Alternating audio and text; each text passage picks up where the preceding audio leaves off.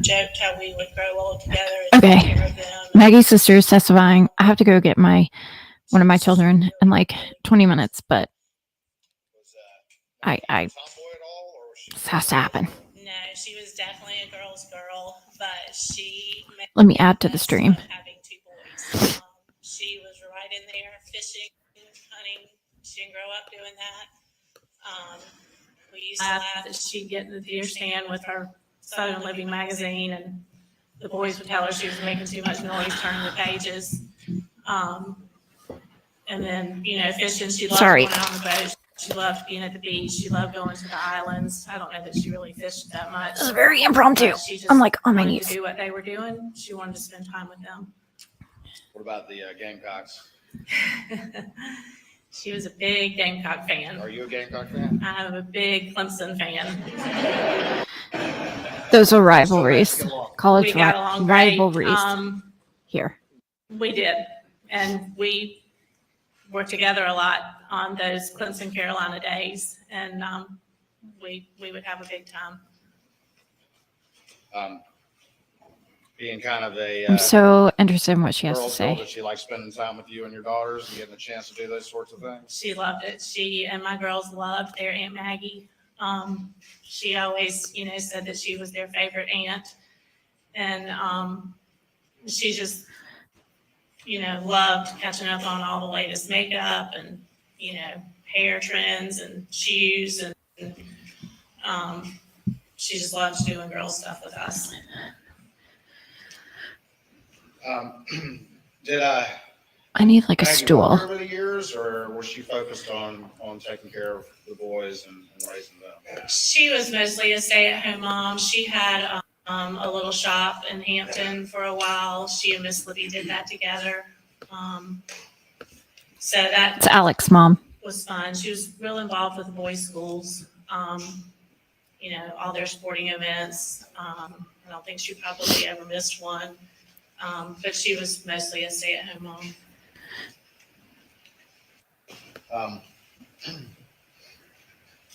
What about Paul? Did you get to know him, obviously, as your nephew? Yes. Tell the jury just a little bit about Paul and what he was like. Paul was a sweet, sweet boy. Misrepresented in the media. He had such a kind side to him. He was always wanting to help. Aunt Marion kind of does Uncle Bart need some wood? He'd bring us a load of wood. He was a kind soul, and I loved him a lot.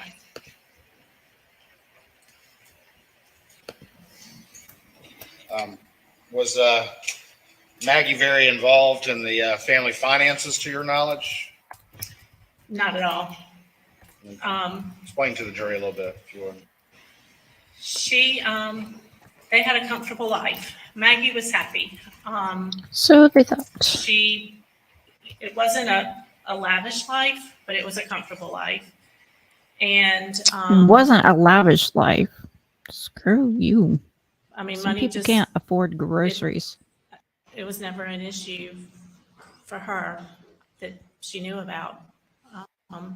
That she knew about? Right. I think you said you don't think Maggie ever balanced a checkbook because finances wasn't. She didn't. So I was the sister who balanced it to the penny and went crazy if I made a mistake in my checkbook. Maggie's was in the floor of her car with all of her bills thrown all over it. And she didn't.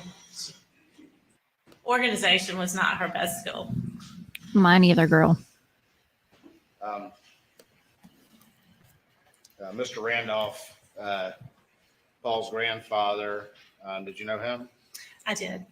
And that his spouse was who? Miss Libby.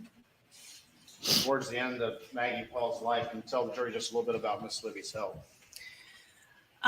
Miss Libby had Alzheimer's, and wasn't too bad at first, but I guess maybe she has since she's passed. been declining for years, and it's real bad now.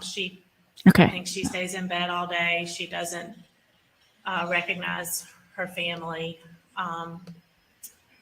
and she has to be helped to do everything. She can't feed herself or go to the bathroom or do anything. Back in June of 2021, was her condition similar in that regard? Yes. Back in June of 2021, was Mr. Randolph suffering any health issues? Mr. Randolph was really sick. He had lots of different things wrong with him. I feel like they're going to get into the good part right when I have to think leave. that, his days were coming close to an end. In the days leading up to Paul and Maggie's death, had the family received some not encouraging news about Mr. Randolph's prognosis? Correct. I think that they felt like everything had been done for him that could be done. And I'm not sure Mr. Randolph wanted anything else done to him either. It had been a long road for him.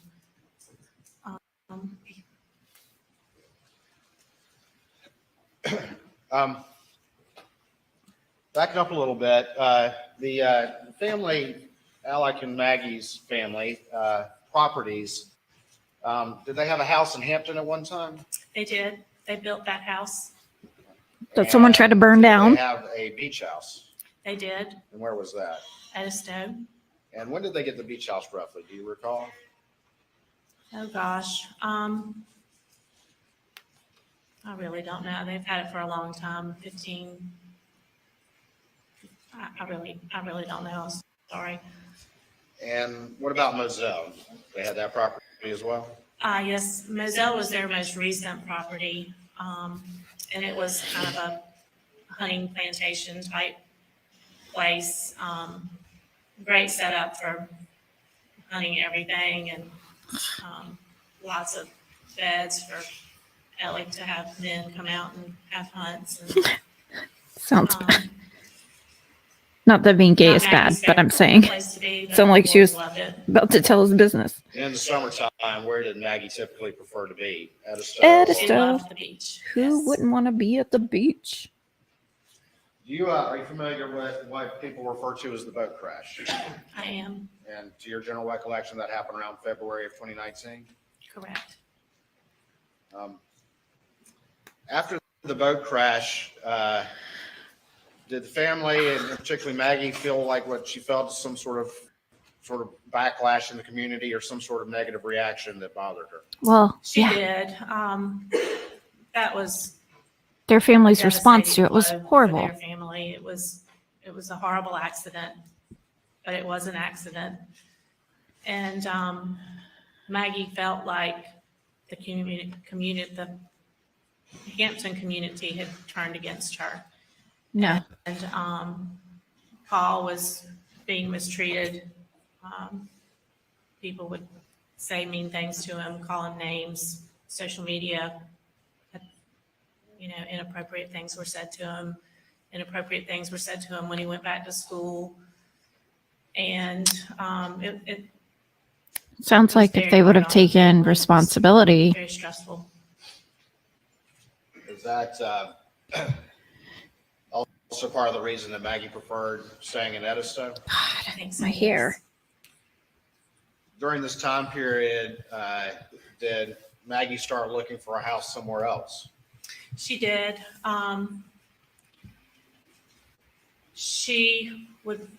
They sold their Hampton house. And she was looking in the Hilton Head, Bluffton area for something. She had been looking in that area for a while. She, not they. Did she find anything she liked? She did.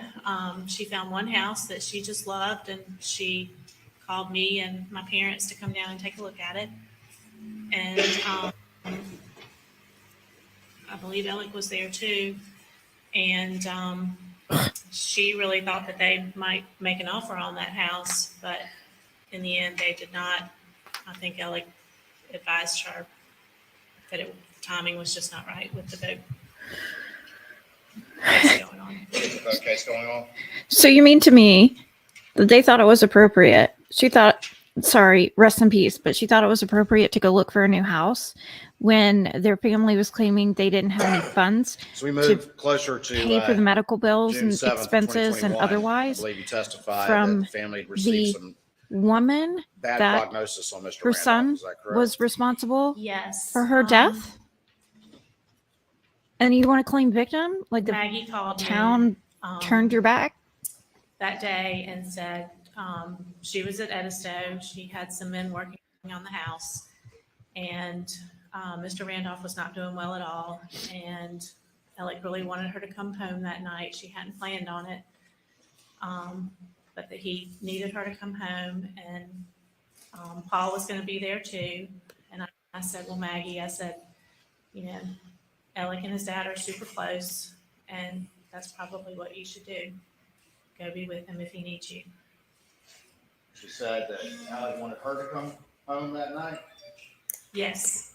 What was your understanding of Maggie's intent for what they were going to do that night? I was under the impression they were going over to Almeda to visit his parents. And that's why Alec wanted Maggie to come home? Correct. And that was from your conversation with her? Yes. She called you to let you know that that's what Alec had called her about? Yes.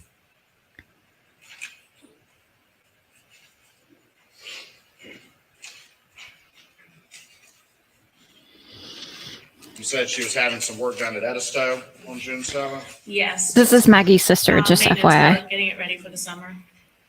And I have to go in like 10 minutes. You encouraged her to go to Moza.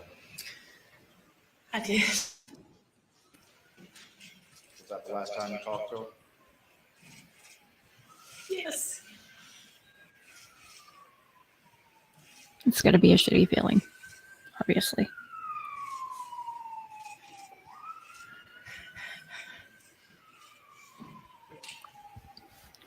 I may just leave this coming, mute myself, and I just have to pick my daughter up real quick in like 10 minutes and come back.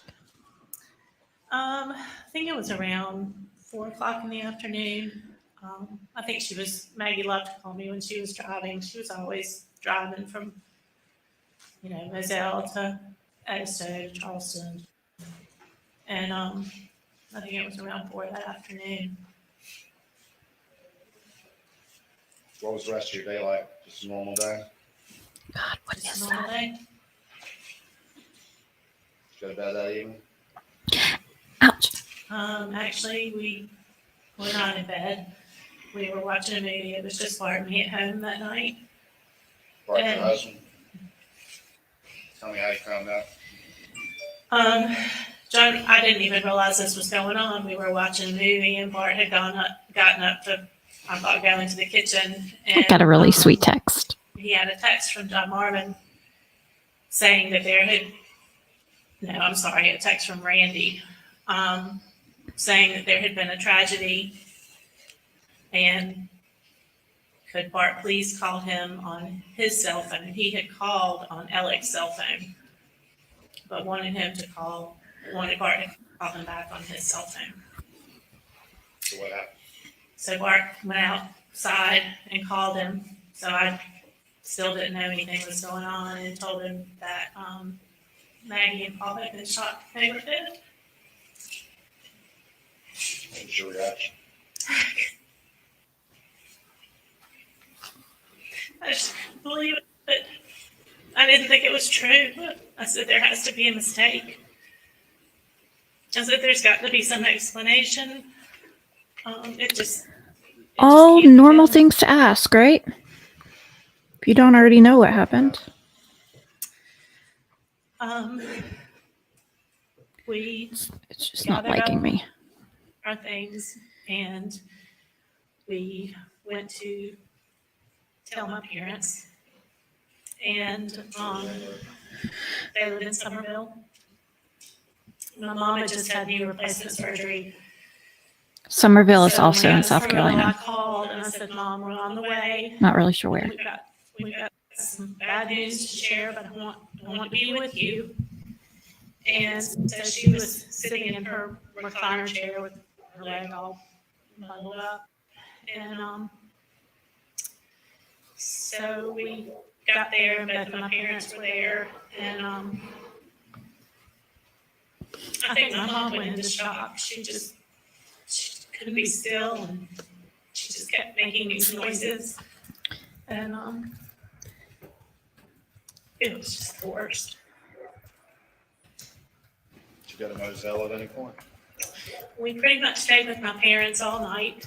We went back home, showered, and then we all went to Moselle the next morning. Over the next few days, were y'all staying back in Somerville and going to Moselle, or what were you and your parents doing in Bart? So we had family coming in from Kentucky, and some of them were staying with me, some of them were staying with my parents, but we were in Moselle every day. We were planning the funeral. We were in Moselle every day after that until the funeral. Did that shock of finding out last for a while? I'm sorry, Did that shock of finding out last for a while? it's still hard to face.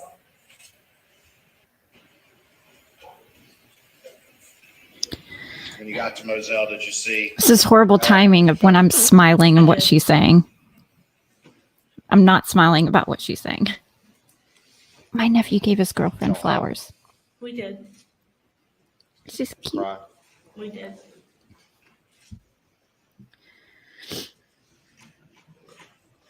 Over the course of the next couple of days, or in the aftermath, as the shock was wearing off just a little bit, did you have any conversation with Alec about what had happened? Did you?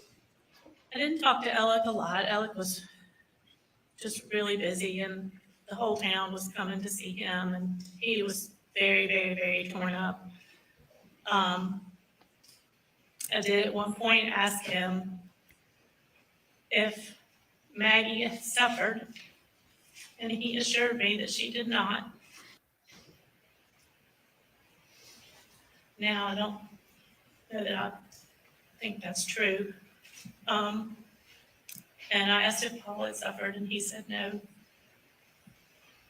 And then later I asked him, I said, Alec, do you have any idea who's done this? I said, we have got to find out who could do this. And he said that he did not know who it was, but he felt like whoever did it had thought about it for a really long time. Whoever had done it had thought about it for a really long time. Did that strike you as odd? I just didn't know what that meant.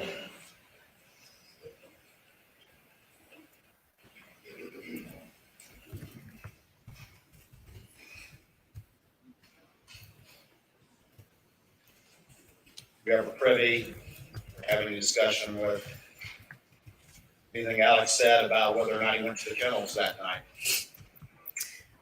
I personally did not talk to him about that, but he told my mom that he had dinner with Maggie and Paul, and then he took a nap, which he did. That was kind of a routine. He would lay down on the sofa at night after work and take a nap. He said he never went to the kennels. Correct. He said he never went to the kennel.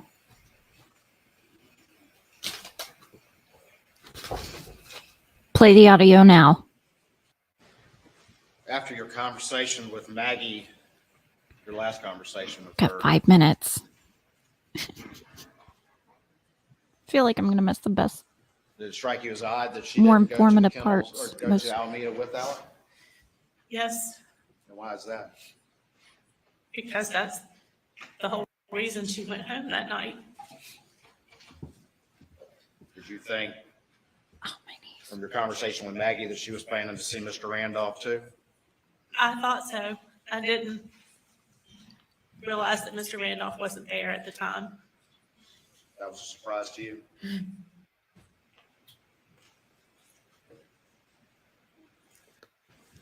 That Mr. Randolph was supposed to be at Moselle?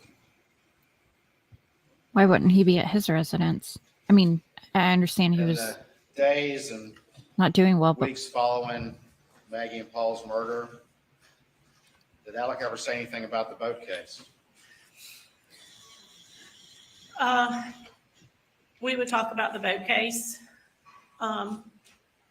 And he was very intent on clearing Paul's name. What did he Well- say? Yeah. He said that his number one goal was clearing Paul's name. And I thought that was so strange because my number one goal was to find out who killed my sister and Paul. But that wasn't Alec's concern, main concern? Hey, Rose. I know he must wanted that too, but it just, I don't know how he could have thought about anything else. He talked about the boat case.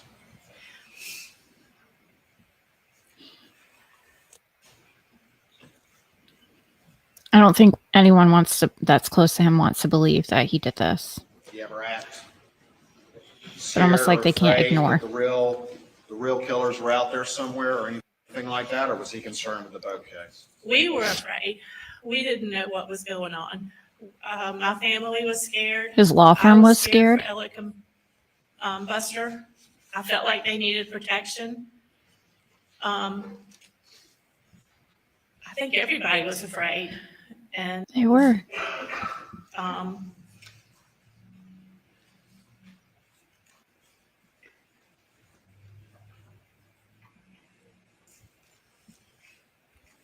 Alec didn't seem to be afraid. Ooh, he almost looks pissed that she said that. Did he also talk about Do you see him? getting Buster back into law school Yes. after the murders? Absolutely, Rose.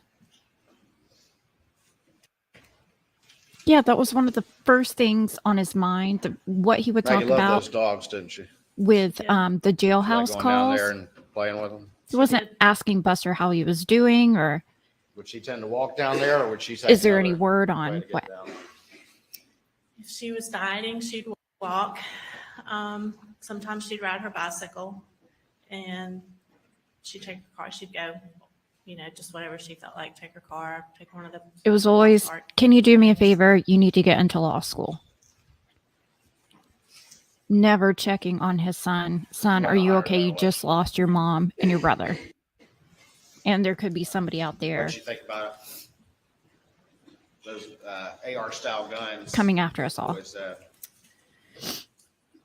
Does that mean I have an emoji blocked? I She don't get seemed it. to be fine with those. I remember when she wanted to give them those for Christmas, and I just growing up with girls and not in the hunting world, I said, Maggie, why would you give those boys those guns? And she said they love to shoot hogs, and which I understood. That I don't feel hogs like would that's tear up strange. their property, but it just scared me that the boys would have such a dangerous weapon. But I know nothing about guns, so. How do you grow up in South Carolina and know nothing about guns? Even as a chick. I forgot. This state is different. Girls can only do girl things. 1 second. All right.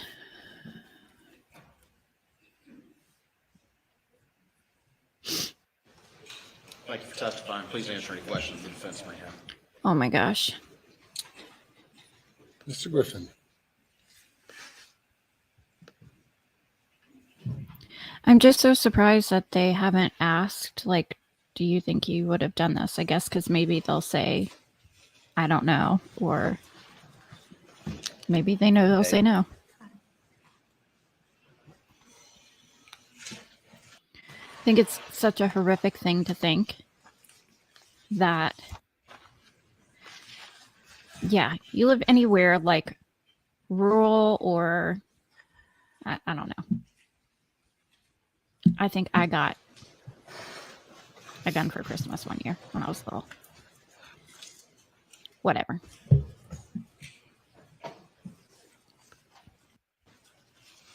Surprisingly, when I moved to South Carolina, I'm sorry, this is hard for there's me a lot to- of people who are against And Maggie I'm was like, a very special "My person, so-and-so?" wasn't she? She was. And she and Alec had a very special relationship. Shoot, I need. They did. And they had a very special family, did they not? They did. And It's they love to understandable. do things Most people either do or together as a not. family, didn't they? They did. I don't know a whole lot, but And it just wasn't Alec and Maggie and Paul and Buster, but it's not abnormal to me. your parents were part of their family, right? Yes. And I doubt you've heard all the testimony here in court, but a lot of Paul's friends refer to your dad as Papa T. Is that what people refer to him as? Yes. And your mother as Grandma. Yes. And it sort of seemed like Paul and Buster's friends were part of your parents' extended family. Is that right? Yes. And All right. You I'm and gonna your mute. husband and Bart and your children. Keep this on. Go y'all pick would up my all daughter vacation and come back. together with Feel free to stay or not. I am Not going to come back and necessarily watch this, so I'll be here. Buster and Paul's friends, but with Maggie and I'm going to give it Alec one and more minute. Paul and Buster, and y'all did things as a family a lot. We did. And Alec was really close to your parents, wasn't Yes. he? And he considered your dad as one of his best friends, I believe. He was very kind to my dad. Right. And y'all would vacation. I think you and your husband have Trying to see if I recognize anybody. You would vacation there, right? Oh, Correct. thank you, Nikki. And y'all do a lot together. You place up in No problem, Rose. Lake Kiowee. Correct. All right. I got to go. And I'll be back probably in roughly 10 minutes. If you see anything said funky Maggie in was, here, it's not my you know, a fault. girl, I just live here. but she took to the boys and learned to be a mother of two rambunctious sons, right? She did. And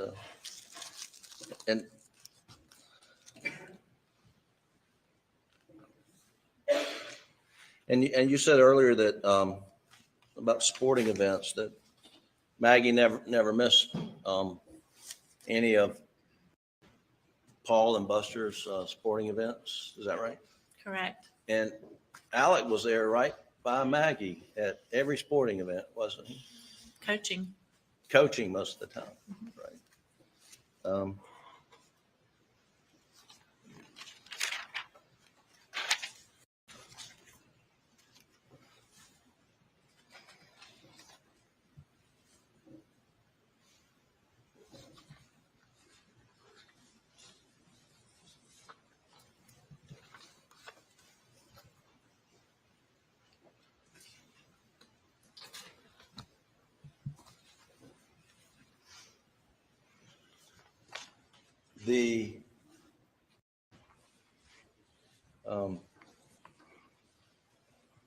The weeks leading up to the horrific day of June the 7th, you had a family get together up at Kiowee, We did. and your daughter was you're having a baby shower for your daughter. Right? Right. You're about to be a grandmother for the first time. Yes. And where was it? When was it? Where? Was it? Where? Yeah. My daughter lives in Greenville. Okay. And and it was the weekend, I think, of May 21st. I think it was the weekend before Memorial Day weekend. Right. And I'm going to show you a photo and see if you recognize this photo.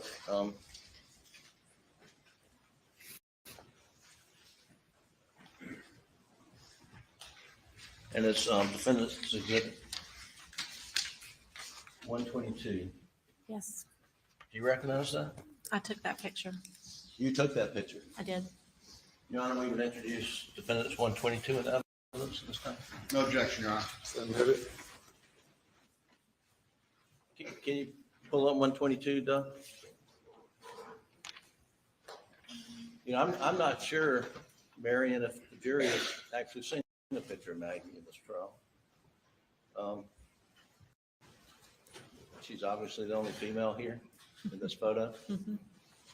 And y'all favor each other greatly, right? We do. And this was a weekend, just a couple of, I mean, you said the weekend before Memorial Day, right? And that's Buster on the left, Yes, and that's Paul, right, and Maggie and Alex, right? correct. Okay. Thank you. You can take that down.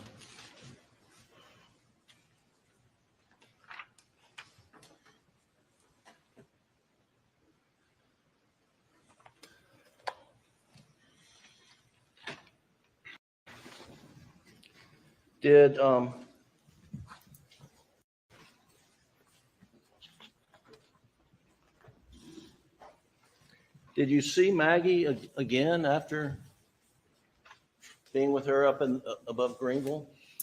I did not. So that was the last time you were together with her? Mhm. She, they were at Edisto for Memorial Day, and then the next weekend was my birthday, and we were back in the upstate. And then I got the call on Monday. And you understand, the weekend after Memorial Day, Alec and Maggie went to Columbia for a super regional baseball game with Buster and his girlfriend Brooklyn. Right, You were aware of that? I am. And you mentioned that Maggie was a big Carolina fan and Alec was a big Carolina fan, right? They both graduated from there. And they went to a lot of the Carolina sporting events as a couple, Yes, right?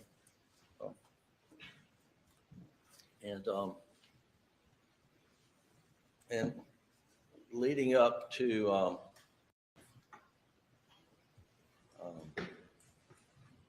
June 7th. Well, let me back up. I know we've talked about this, and I don't want this to come out the wrong way, but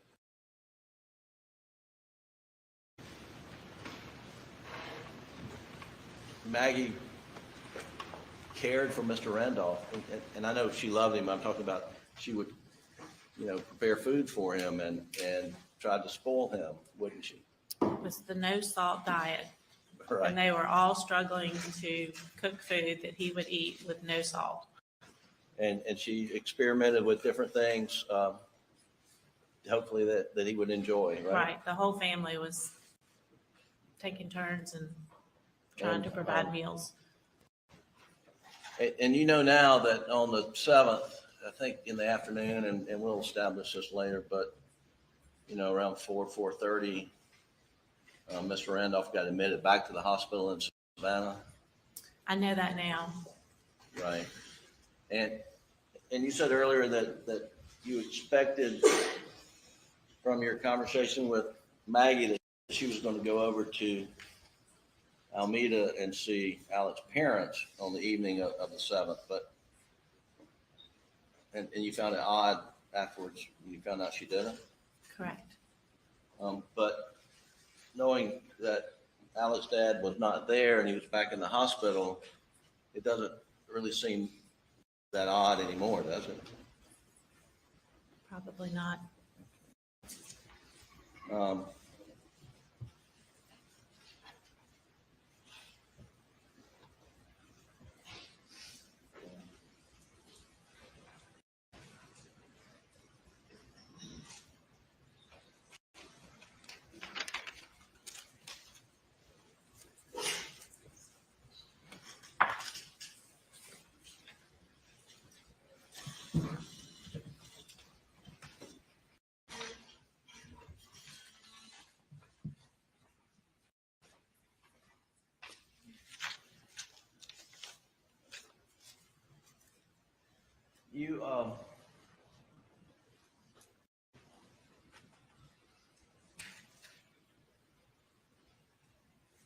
You and Bart received an awful phone call on the night of the 7th about Maggie and Paul's death, right?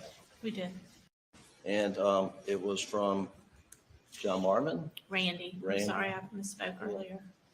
And And one of the requests was that you and Bart go and tell your parents in person, right? Well, I don't know that they requested, but I knew we had to do that in person. So you did that in person. Yes, And then the next day, you came to Moselle with your parent. correct. And Alex, was he grieving greatly? Oh, terribly. I mean, people have We were all, described him as being destroyed. Would you agree with that assessment? yes, And Buster was there. yes. I jumped ahead, but leading up, and Maggie enjoyed being at Edisto over Moselle in the summertime. Correct. I think most people would. Yeah, right. Yeah. Enjoyed it a lot more than being at Moselle. Right. But Alec had to stay at Moselle, or did stay at Moselle, because his work was right there in Hampton, right? Right. And Alec was constantly wanting Maggie to come back and stay with him at Moselle, wasn't he? Perhaps. I'm not sure. I don't think he really liked being by himself. But when he asked Maggie to come back on the 7th, I mean, he wanted to be with Maggie. Right. And didn't No. like to be by himself. I did not think it was unusual, and that's why I encouraged her to do so. And you, from your conversation with Maggie, you knew that Paul was going to be there, Correct. right? And do you know why Paul was going to be there? Had you heard? I didn't know at the time. I know now. That's it. But anyway, and you encouraged Maggie to go be with Alec because, his dad was in bad shape, right? Right. Now, after Maggie and Paul were murdered, Mr. Randolph died 2 days later, I believe, or 3 days. Mhm. So it was a very difficult time for everyone, wasn't it? Very. And there were 2 funerals, one on a Saturday for Maggie and Paul, and one on Sunday from Mr. Randolph, right? And then after a day or so, did Alec and Buster come to Somerville and stay with your parents? Yes. And did they stay with your parents a lot after the murders? Yes, especially Alec. Yeah, Alec. And to your knowledge, did Alec ever spend another night at Moselle after the murders? He did not.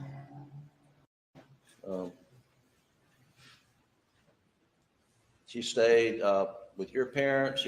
He visited with you and your husband and family down at Key West at sometime in the end of July. Is that right? He did.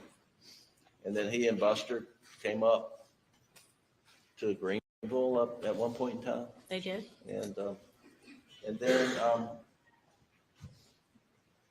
and he was staying with his brother Randy at times. He was all over the place. He was.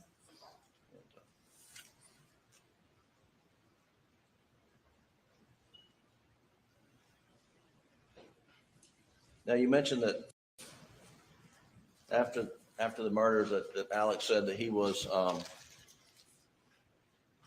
very intent on clearing Paul's name from the boating accident, right? And you knew that Maggie felt very strongly that Paul was not driving the boat when the beautiful, tragic beautiful Mallory Beach came to her tragic death, right? Correct. I mean, Maggie was adamant. She was on a mission to clear Paul's name, was she not? Sort of. Sort of.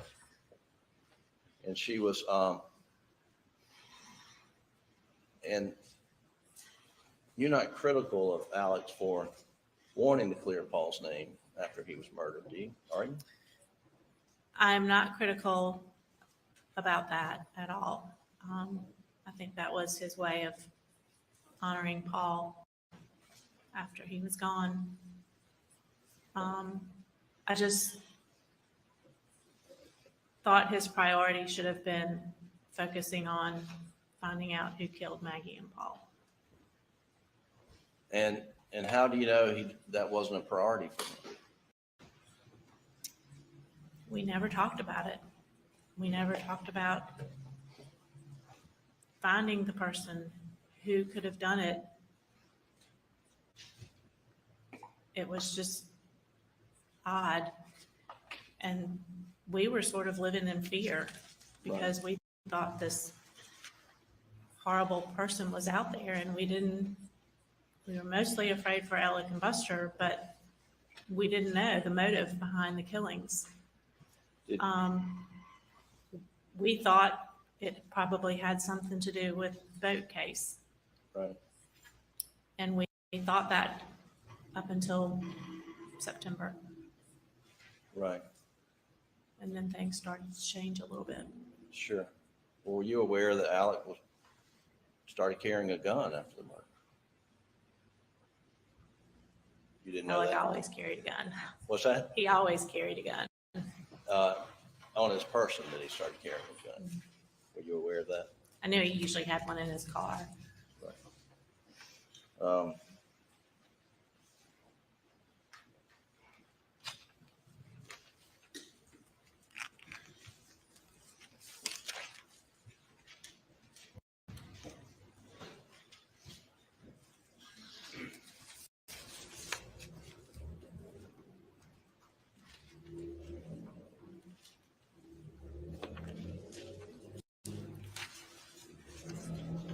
I want to ask you just some sort of one topic kind of questions.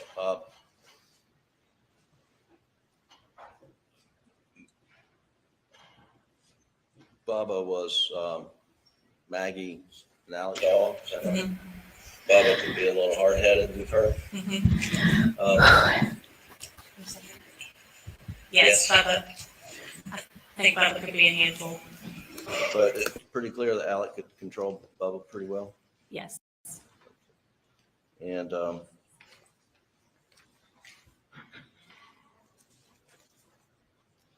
And Maggie enjoyed going down to the kennels, as far as you know, to play with the dog. She did.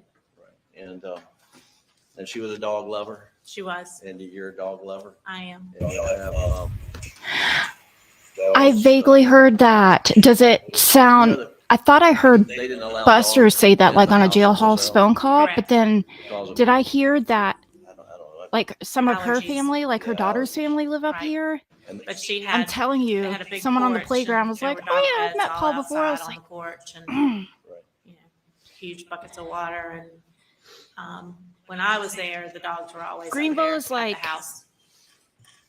Did you know there was an electric fence around? I did Charleston's not know that Charleston. there was an electric fence. beach towns are beach towns. Columbia's the state And did, capital. Greenville's did just Maggie awesome for and being Alec Greenville. I'm not even let joking. It's a dogs really cool in the place to live. house down at Edison? Michelin's here, GM's Um, here, mountains I are. don't think so. I They can stayed mostly see some mountains underneath the from one of my house. windows. She They had had a like a- pen, Right. big pen down there.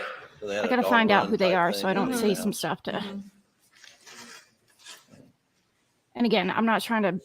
Yes. No. And I don't live in like the top tier neighborhood, did you ever but go to Edison and visit with I live in a nice neighborhood Yes. Maggie and Alec and where their some of family? these people Yes. And might meet. and, I'm gonna have a hot was flash. Paul's friends and Buster's friends welcome at Always. Edison What if I walked and by at them? Moselle? Yes. And Maggie loved having the boys' friends around. And again, I'm saying that because you remember my golf cart And, tours. I live right next to all the touristy stuff, the I think you reasons mentioned people this, come to Greenville. We have a Moselle, huge was waterfall Moselle Paul's right in the passion? middle of our city. Yes, He loved that place? yes, So And it's Alec not enjoyed unlikely, being there with Paul? Is that right? unfortunately. he did.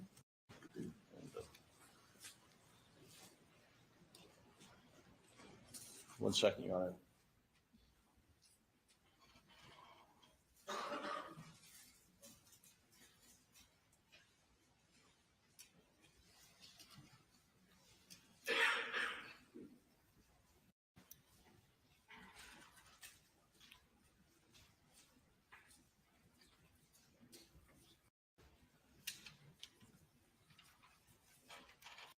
Just very briefly, in your own words, you tell the jury what you believe Alec's relationship was with Paul. I think they had a very good relationship. Which again is why I'd be even more They fucked They up if he loved did all it. the same things. They loved to hunt, they loved to fish, they loved to work the land. I think the plan was for Paul to take over Moselle one day. And they had a great father-son relationship. And in your own words, can you tell the jury what you believe Alec's relationship with Maggie was? It was good. It wasn't perfect, but Maggie was happy. And I think she was happy. Thank you. That's all the questions I have, Your Honor. Read that right. May it please court, Your Honor.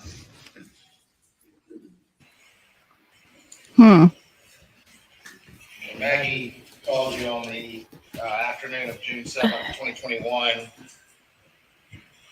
She reported to you that her whole purpose for going home was to go with Alec to visit Alameda. Is that correct? Yeah. What did Maggie tell you her whole purpose was in going home and Alec wanting her to come home on June 7th, 2021? She was going home to be with Alec and visit his parents at Alameda. Was it such a point of contention that you actually encouraged her to go? Wait a minute. You were asked some questions about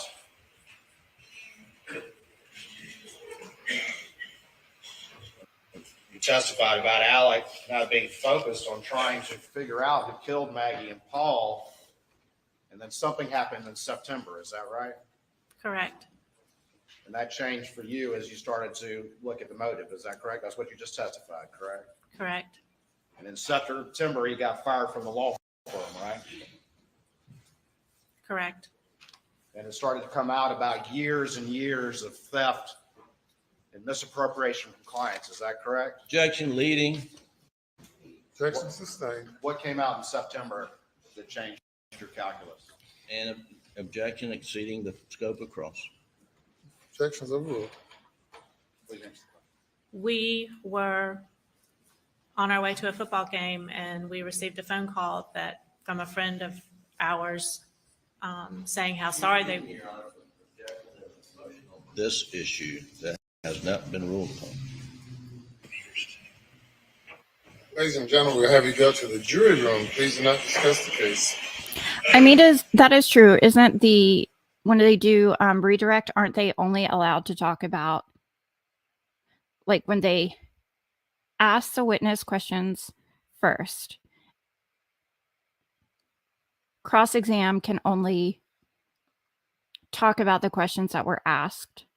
Then redirect can only talk about the questions that cross-exam mentioned. So, although I think if the state wanted to talk about this, they should have done it in the first questions that they asked. I want to say Maggie's sister.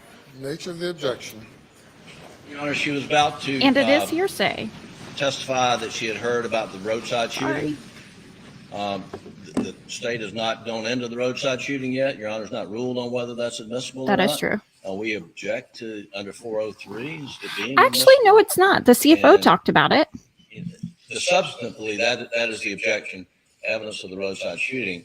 It just opens up a whole new avenue of issues They Secondly, mentioned it when they what she knows interviewed thus far would be hearsay, Jeannie, which the is CFO of the law technical firm. but certainly we object to any evidence of the roadside shooting.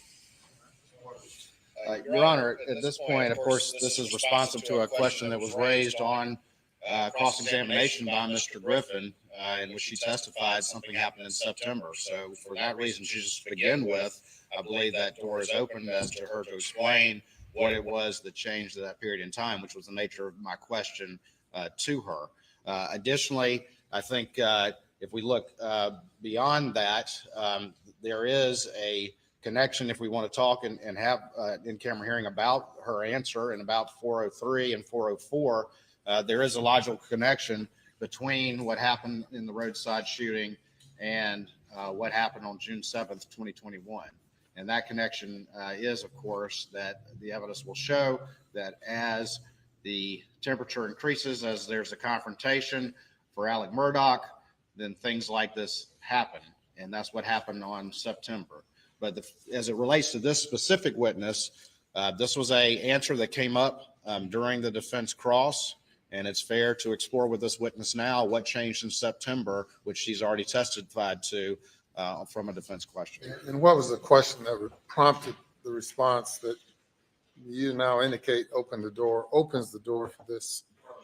Yes. So in that particular question and in her response, he asked her, and he had been, of course, engaging in great detail about the family relationship and that sort of thing, and put up a picture and all the rest of it, and asked her about her assessment at that particular time, and she went in and started to explain that, and he was specifically asking about Alec being concerned about clearing Paul's name in the boat case, and then she explained further that, and he asked her if that was any big deal. And then she went on to explain her answer. And that's when she talked about how everything changed in September. And that was what I was exploring, what happened in September, which has been testimony before this jury. And I think now fair game for them to understand what happened in September. Amen. Plus, Jeannie mentioned it. Sir.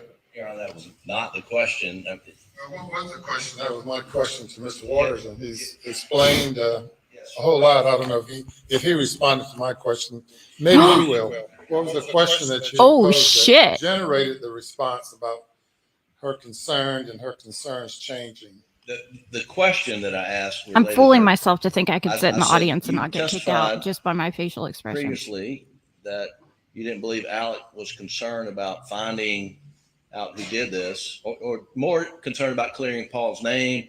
And then she says, well, it seemed odd he wasn't concerned about finding out who did this. And I said, why do you think he was not concerned? And then she goes into testifying, well, initially we thought it was the boating accident. And then after September, we thought perhaps it's something completely different.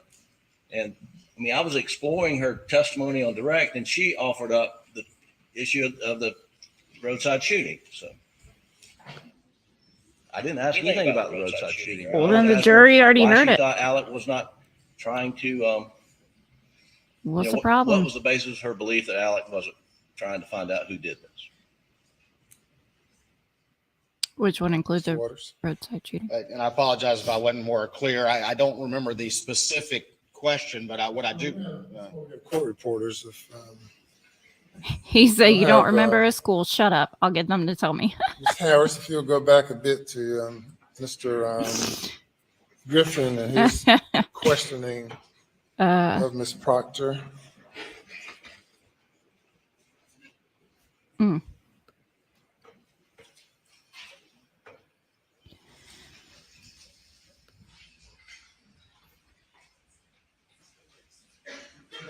Maggie being solely consumed about the, I don't know how far that was, Maggie being consumed about the boating accident. And if it's not too far back from there on up to where you are now.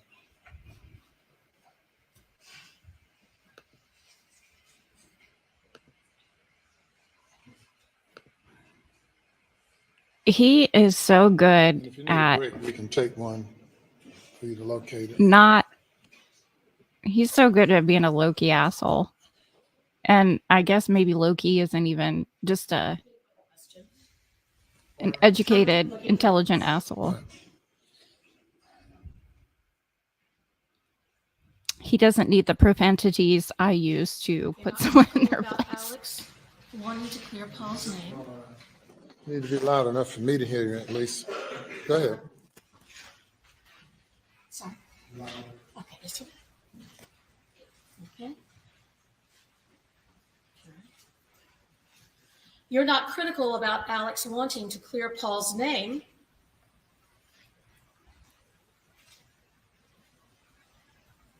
After he was murdered, are you?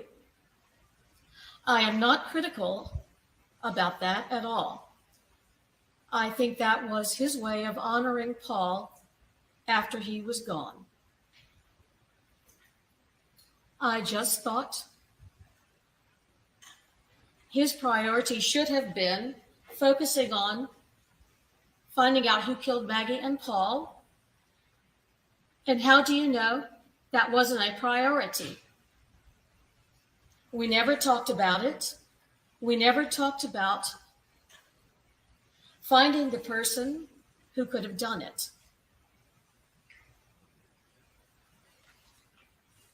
It was just odd. And we were sort of living in fear because we thought this horrible person was out there and we didn't. We were mostly afraid for Alex and Buster. We didn't know the motive behind the killings. We thought it was probably had something to do with the boat case, right? And we thought that up until September. All right. And then things started to change a little bit. Were you aware that Alex started carrying a gun?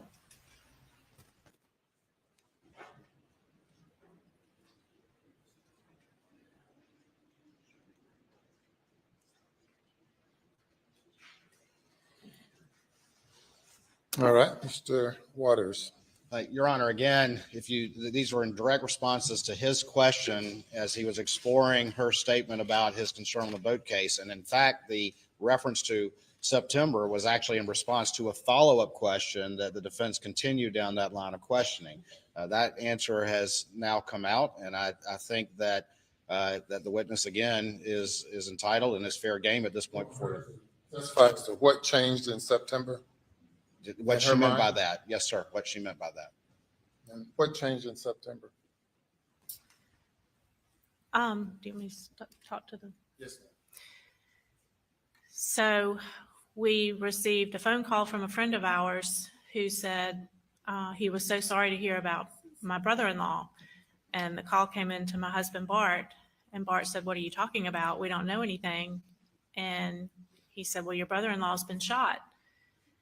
And we literally stopped the car, pulled over on the side of the road, and it was just the worst feeling in the world because I thought whoever had killed Maggie and Paul had now shot Alec, and I was horrified that Buster was next. So we made a phone call to Buster, and Buster said his dad had been shot, but that he was okay. He was on his way or in the hospital at that time. I can't remember. And then at some point, and I'm not sure, I think I was in shock. At some point, we spoke with Jim Griffin that day. And he told us that, yes, Alec had been shot, that he had been fired from the law firm because he had been caught stealing money. All right, thank you. Yes, sir. What say you, Judge? That's her explanation. And I believe that's fair game in this particular instance to this particular witness's testimony that had come out on cross-examination. And again, other people have mentioned Probably would have the one follow-up. Additionally, I should mention as well, I think there's two other matters that probably we should explore while the jury's out, in fairness to the other side and in court, that I wanted to inquire that were in reference to cross-examination. Those are different issues. I was going into them. Tell me what they are. So. Sure. There were obviously extensive cross-examination about the family relationship, and there's been extensive evidence offered by the defense on cross about the family relationship. And there were two questions I was going to ask her about fidelity concerns, and also the Maggie and the family wrestling with opioid abuse and pill usage by the defendant.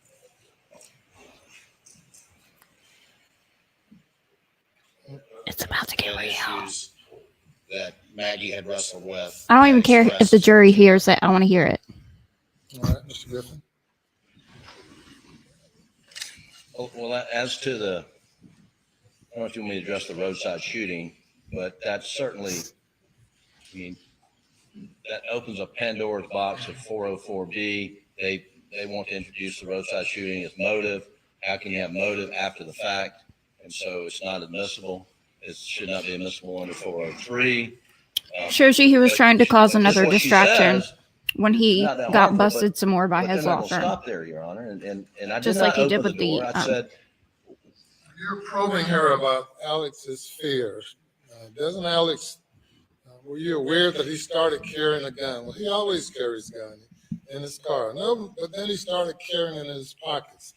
So you're having her, cross-examining her to suggest that Alex was living in fear, as evidenced by the fact that he continued or started She carrying probably a wants to gun, be not in his anywhere vehicle, else but there. on his person. And she, in her response, says, well, I never, didn't appear to me that he was living in fear. I didn't know anything about that and responding to you until in September when this occurred for whatever reason. Now, with the truth of what occurred,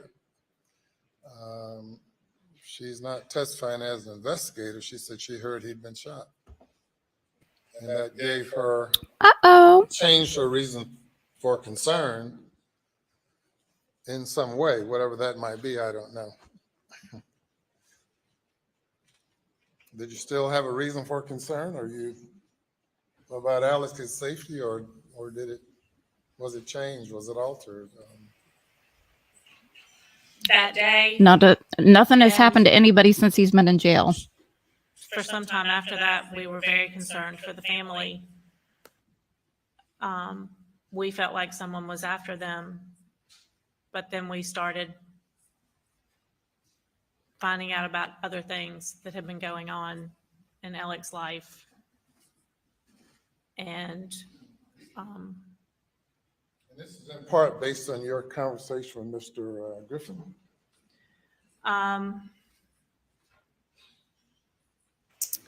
Which is his attorney has come out since then. asking the questions. Did you say that you had a conversation with Mr. Griffin? That day that we found out that Alec had been shot, we did have a conversation with Mr. Griffin, and he's Mr. the Griffin one. told you that he'd been fired and that he'd been caught stealing money. Correct. Well, absolutely. How's a hearsay when you're right there, son? put you in. You're going to be a witness as well? Well, that's a hearsay statement, Oh, shit. without a doubt. It's classic hearsay. It's the basis for her fear or not having fear, which is something you, or fear. Or Are you believing trying that to be a Alex is in witness? fear. That's You want to get something cut she off the told you. team? Aside from that issue, how about the family relationship issue, fidelity? Oh my God. He Opioid wants to abuse be swallowed in a hole concerns. and die. Your Honor, with regard to fidelity, I mean, we can hear what she says about it, but the evidence, as I understand it, is That's the 10 or thing. 15 You want to years be ago. I don't messy. know how long ago, but it was more than 10 years ago. You got to There get was some clean issue eventually. Someone that Alec had known in college reaching out to him. Maggie got angry about that. They had a Reaching conference. out to him 15 years ago or recently? Yes, yes. And that Maggie Well, got thanks for spilling angry the about tea, it. sir. Contacted the woman's husband, who says, it's not true. I know who she's seeing because I have a private eye on her. That led to a divorce. She's now referring to a 15-year-old conversation. Yes. And then, Oh my God, I wish I was in opioid court. stuff, Your Honor, I'm not sure what information she's going to share about that, frankly. Well, you had one earlier witness read a letter about him being in rehab You're They gonna introduced, yes. go to that you published. It's already in evidence, Your Honor. All right. Never objection. He's getting caught with his pants down. Mr. Doo, doo, doo, doo. Those issues, first of all, with the first, By the way, you can step Holy down for shit. a break. Don't discuss your case. You're fine? Okay, good. All right. with the issue of the first matter, I think it's. Did he certainly a fair ask him question if he to needed say, a break? Did Maggie ever express to you any concerns? Were there ever any concerns and issues with the defendant's fidelity? I think that's clearly in response to the extensive evidence that's been offered by the defense. You said, has she ever, such as 15 years ago? Well, I think that my follow-up question would be, was that something that remained in Maggie's mind over the years up until? And she would know that. I think that if I asked her that question, she could express an answer to that. Yes, sir. I think the judge just wants to know what's going on. It was an affair that happened, or Maggie thought it was an affair that happened many years ago. Okay. Um, What else? They were able to resolve the issues, but Maggie still brought it up. As recently as when? A year ago. No! What was going on? She just still bothered her. All right. Oh! Yes. During when that event occurred, did she make Alec leave the household for a period of time? She did. I had heard rumors, but now we know. Frame when this happened. I mean, Well, I understand. 15 years ago or? Happy Valentine's Day It was a very to long me. time ago. I'm not sure. A very long time ago. I think, again, I'm not trying to make it bigger than it is, but I think given the issues that have been squarely in front of the jury, the state's entitled, at least in a limited fashion, to offer this some testimony in this regard that that everything was not perfect as the defense has repeatedly elicited. And so on that particular And issue, witnesses, I only like, propose a limited seriously. question that had Maggie ever had any concerns about fidelity, and had those concerns continued to bother her? And that would be the extent of my proposed examination of her on that issue. All right. Anything else? it's 2007 is our understanding. 2007. No, she was 15 years concerned a ago. year ago. She Well, said it. yeah, 2007 was 15 years ago. Yeah. And that's when it occurred. Well, that's been established. Give me something new Well, other than repeating 15 years ago. it's not admissible under 403. Unfair prejudice outweighs the probative value of this. Whether it still bothered her. I mean, she testified that they weren't without their problems like all married couples, but they had a good marriage. I don't mean, cheat on my husband. It's been addressed. And it's highly inflammatory. Is it? That's why your questions have to not lead into things that might be inflammatory. We're going to be in recess for about 15 minutes. Oh my God. I think you're fired. Holy mother of.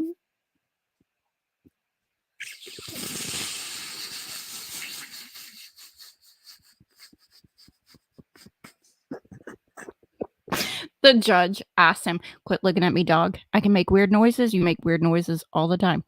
No judgment. Dogs aren't supposed to judge your owners." The judge asked him if he needed a break. I still can't get over that. That's so embarrassing. And that's like so savage. And oh my God. This dude is, oh my gosh. Oh my gosh, so many things. Okay, I don't even know where to start. So Maggie, I'm very certain Paul and Maggie passed on the 7th, but I just want to verify.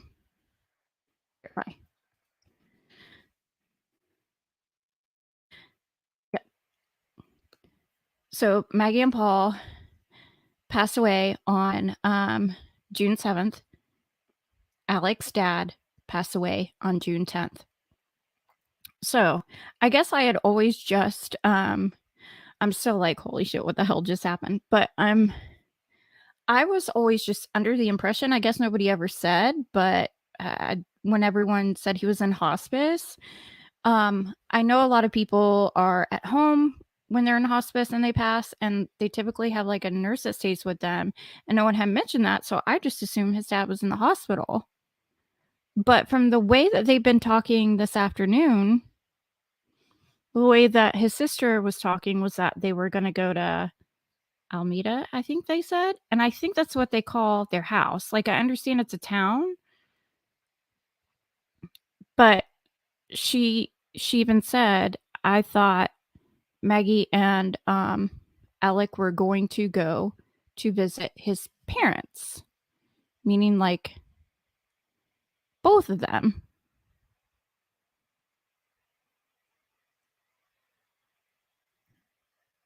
I never once assumed that his dad was at home. And I still think like maybe he wasn't, because I would think, unless the state's waiting for to drop this bomb like a mofo, again, if he were in hospice, I don't think they'd have that dude just somewhere in a bed in the house when his wife has a caretaker and is upstairs with severe dementia. I think there would be someone sitting with him as well,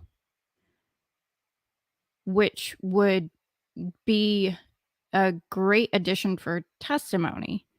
So that's why I never questioned it before and just assumed he was in the hospital, and he just stayed in the hospital until he passed. I don't know. I definitely thought he was in the hospital the night of Paul and Maggie's deaths.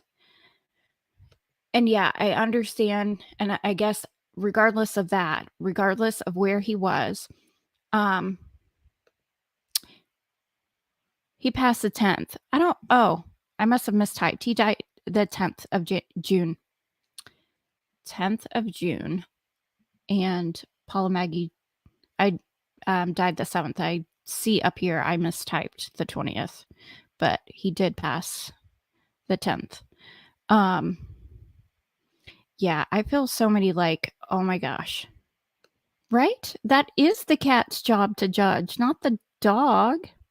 Rude.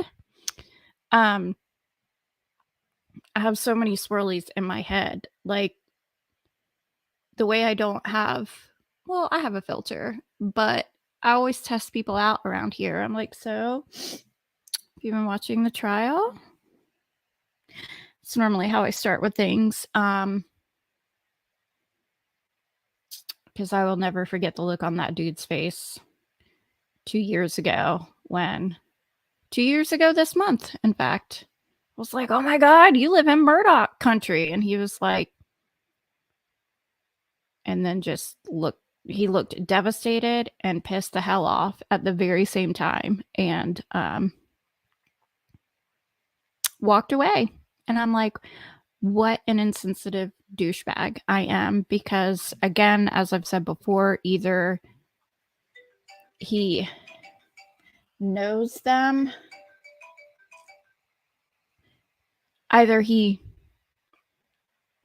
and thinks fondly of them, or he knows them and doesn't think fondly of them, or maybe he's been a victim of them. Maybe he used to work for them. I don't know. I just was like,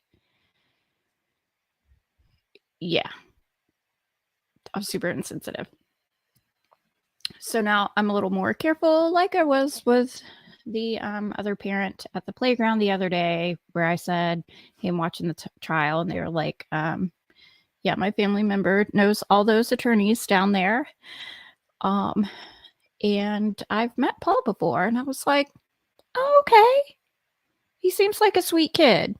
And she's like, yeah. And we just kind of stopped talking, and we normally talk in the playground quite a bit. And we just kind of started awkwardly looking at our phones. So we're good. We were having a conversation without having a conversation. So I would not sit there and continue to ask questions. I'm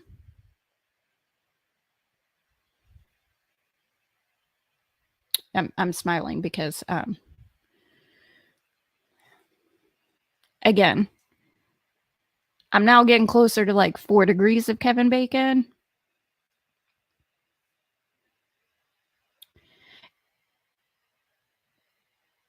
Probably not anymore, but before, if I'm sure some of my family members have been in the presence of some of these attorneys and stuff. Probably not the Murdaugh family or anybody directly close to them, but you know, law enforcement and attorneys, people who develop land and sell it, and you know, whatever. In the state, right? Tea, popcorn, alcohol, cough drop.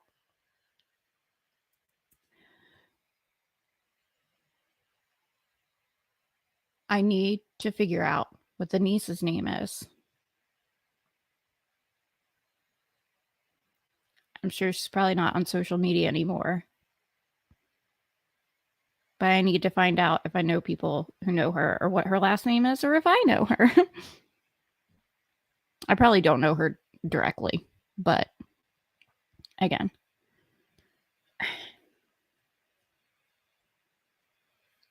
I hope I'm not coming across as a snob or anything. I just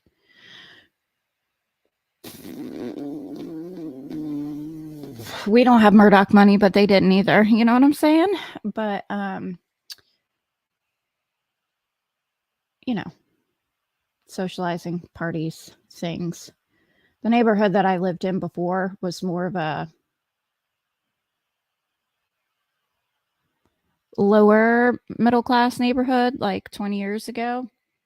And now it's become one of the upper, more affluent neighborhoods. So, you know, whatever.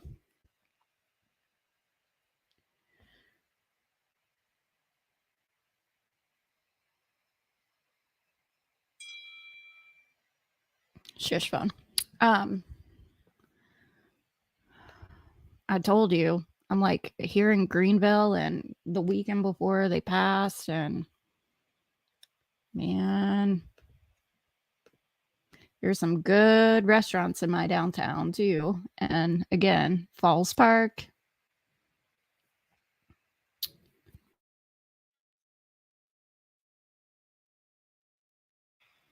I don't remember if the Bohemian was open yet.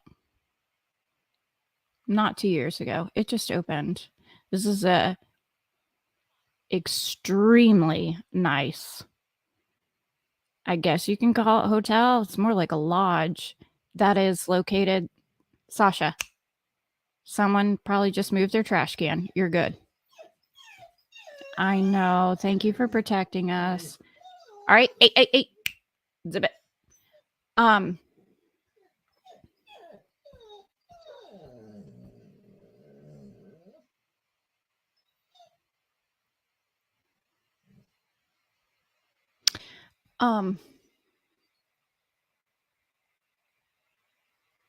Yeah, so if it were open during that time, that would probably be, I'm assuming, somewhere they'd stay if they didn't stay with family members.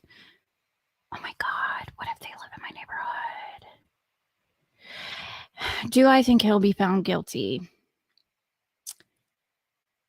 If this trial is actually able to go all the way through, meaning COVID doesn't take everyone out because it's already taken out 3 jurors. So they're already using 3 alternates. So let's say they get to finish without having to run through all the alternates.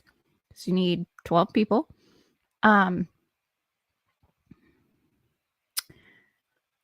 If that doesn't lead in a mistrial, I feel like I think it's stronger that there will be a mistrial, or he'll be found not guilty, because there have been lots of confusing moments in this, Sasha, and because I find it very unlikely that someone on that jury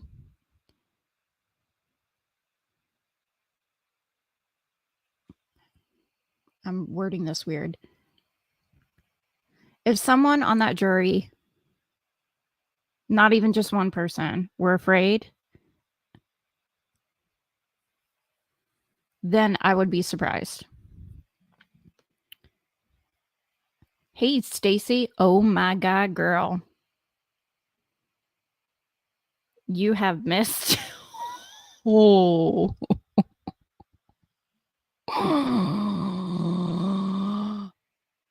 Oh my God.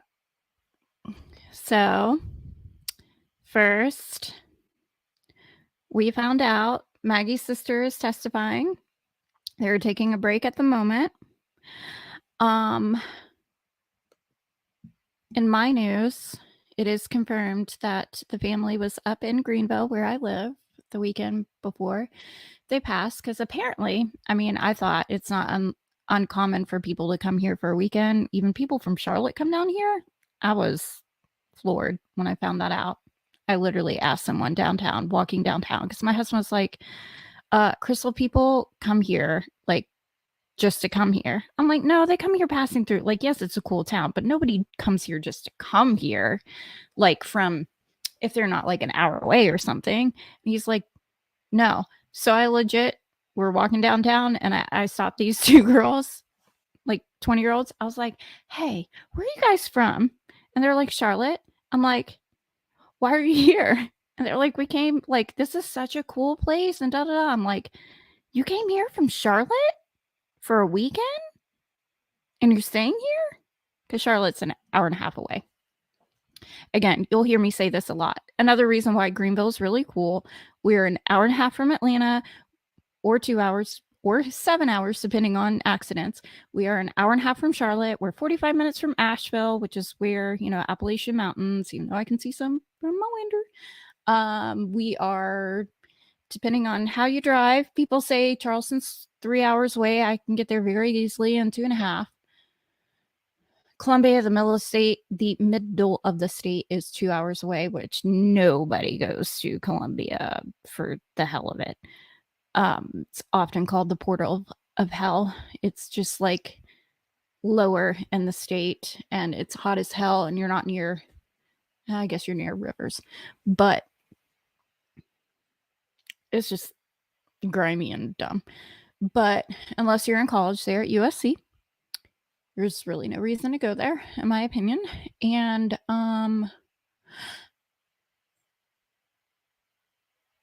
yeah, so this town's cool. A lot of cool places within an hour and a half, 2 hour drive. And apparently a lot of people think Greenville's cool, which it is. But so I thought that's why their family was here.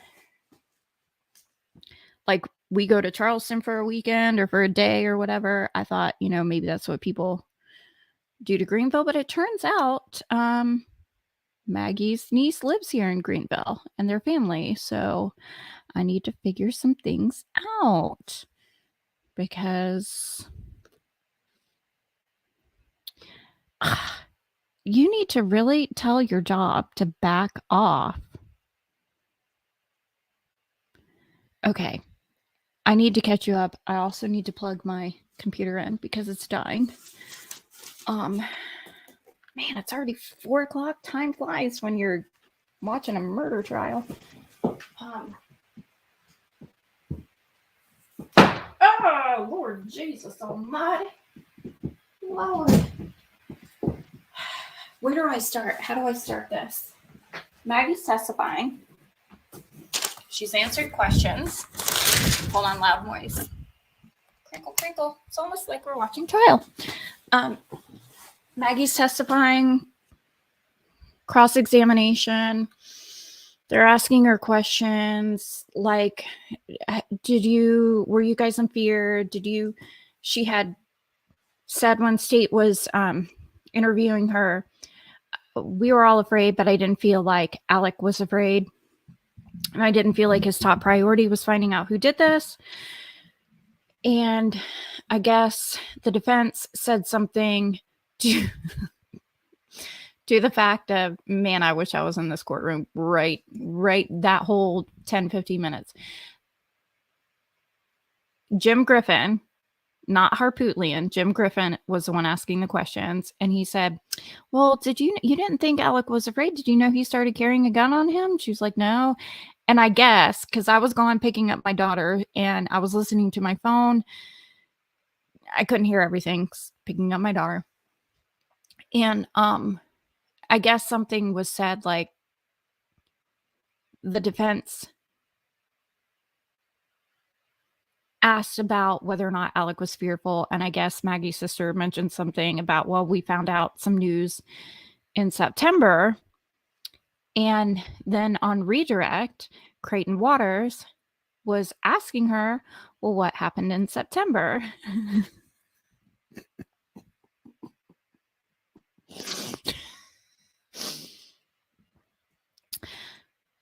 I feel like Jim Griffin's going to go down in like history of the world's biggest idiot. We thought it was going to be Harpootlian. So Maggie's sister starts to answer the question. And then there was a bunch of objections. The judge dismissed the jury to the jury room so they could figure it out.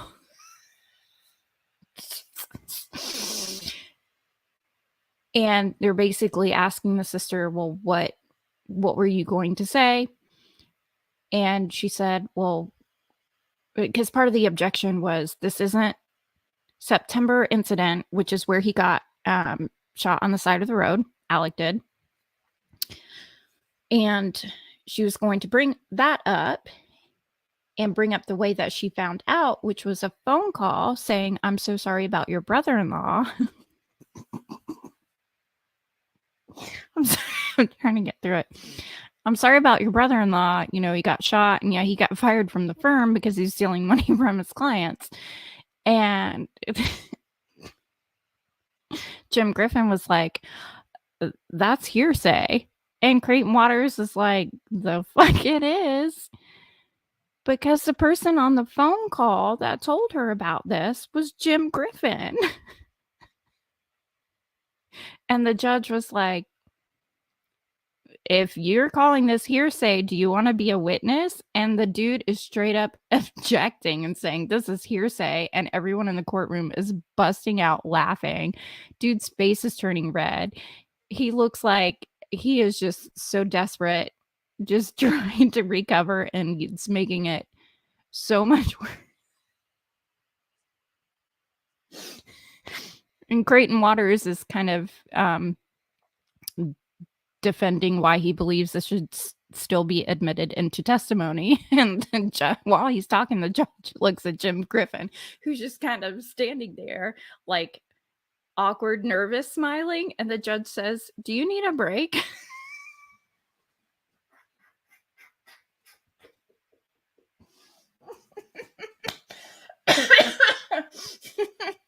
Meanwhile, Creighton Waters is trying to answer the judge's question, which he's not. He's circling around the entire question and then goes back to Jim Griffin. This was before the whole hearsay thing. And he was like, so defense is asking, like, what was the answer? And the judge is like, I don't know what the answer was. He's not answering my question. Maybe you'll answer my question. The judge is being so incredibly savage. And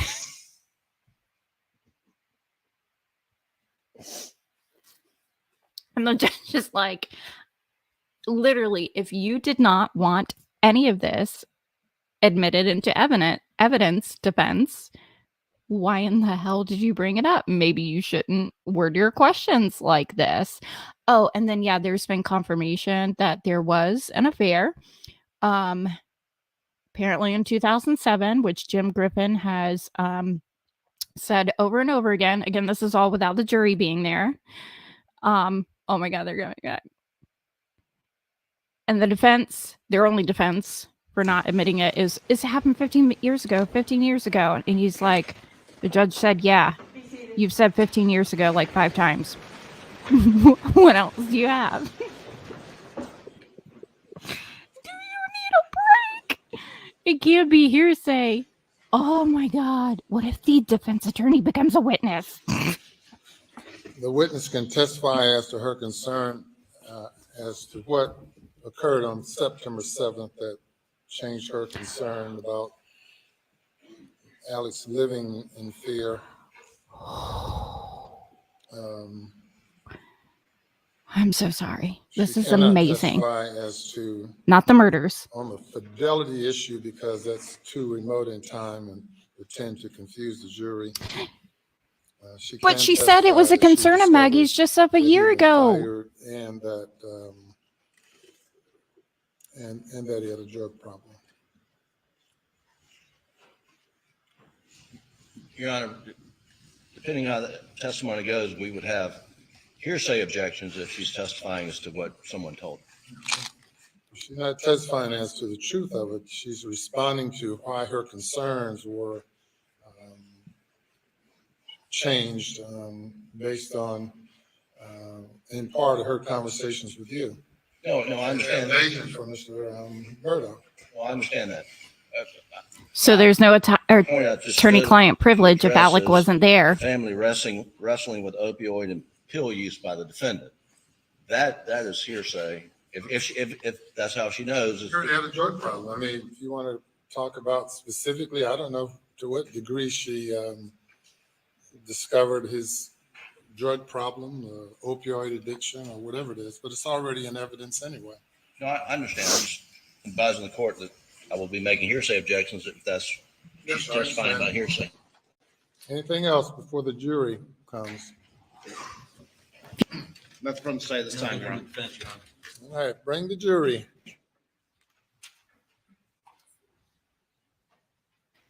Stupid microphone. He's like, cool, you can object. I'll overrule.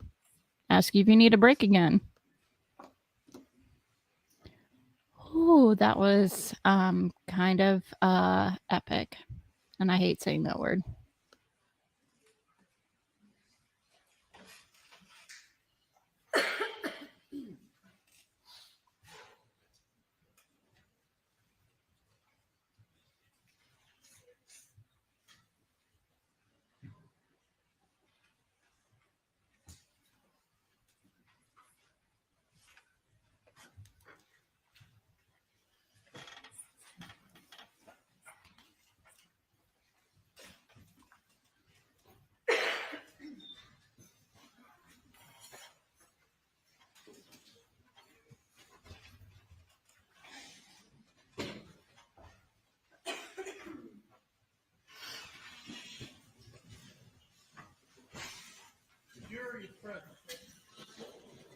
The objection is overruled. You may continue. May it please the court, Your Honor. Ms. Proctor, when we left on the break, I was asking you what happened in September that caused you to change your assessment. Can you describe that to the jury, please? On September 4th, we were headed to a football game, and my husband, Bart, received a phone call from a friend saying he was so sorry to hear about what had happened to my brother-in-law. And we had no idea what he was talking about. And he said, well, we've heard, he told us he had been shot. So we pulled over on the side of the road. We were all in hysterics. We called Buster, and Buster said yes, that his dad had been shot, that he was being airlifted to the hospital, that they thought hoped he was going to be okay.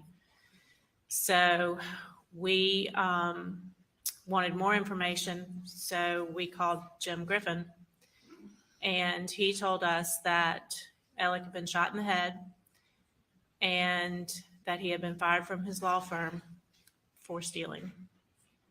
What was your concern when you heard that he had been shot? Initially, I thought he might be dead. I had just lost 2 of the family members, and I felt like they were being targeted at that point. I felt like the family was being targeted. Subsequent to that, did your concern? Imagine that. the More family was confusion being targeted? Did that as to change who as well? killed Maggie and Paul. Over the course of a few weeks, we were still on high alert, worried for Buster. But at that point, information started coming out about some things that Alec had done financially that we had no idea about. And that changed your assessment about what you heard about him being shot as well. Is that correct? Can you answer out loud? The shooting, that was an event in itself.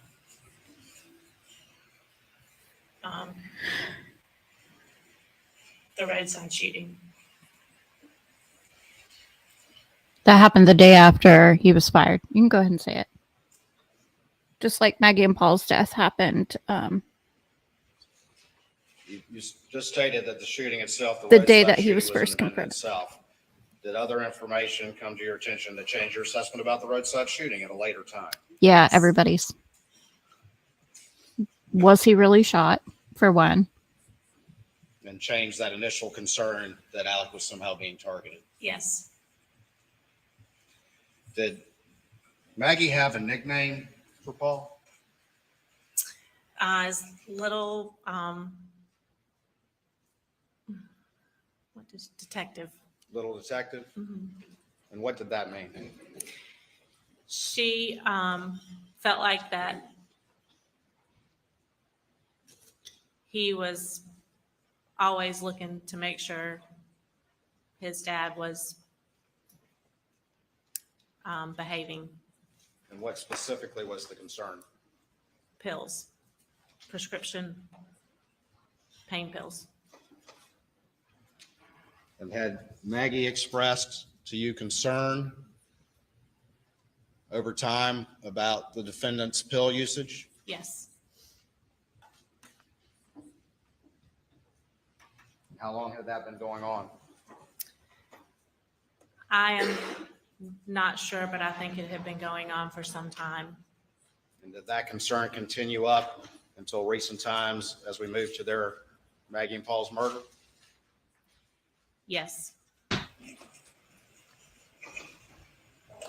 And what did specifically Little Detective mean as it related to the pills?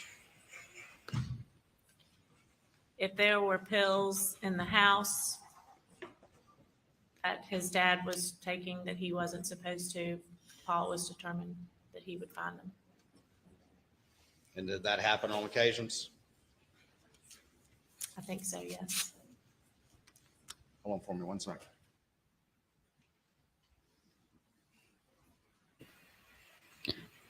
I thought the whole opioid addiction was like an entire lie.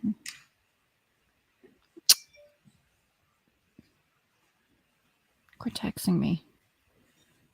Rude husband. Valentine's Day. What specifically changed your perception of the roadside shooting after your initial concern?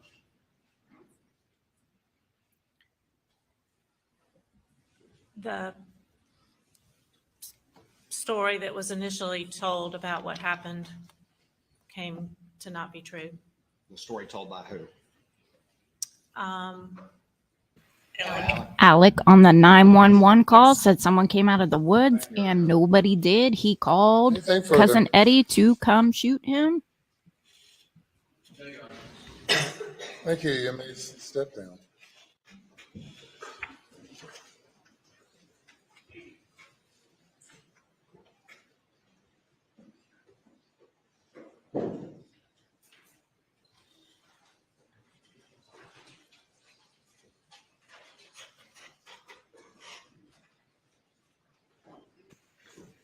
That was Call your next witness. Thank you, Your Honor. The state calls Bart Proctor. Insane.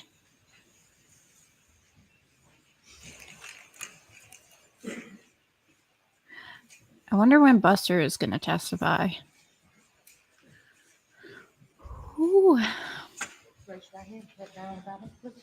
Do you swear or affirm that any testimony you give today be the truth, the whole truth, and nothing but the truth, so help you God? I do. All right, you would please, sir, sit in that chair over there, take your full name for the record, spell your last name, and then speak into the mic.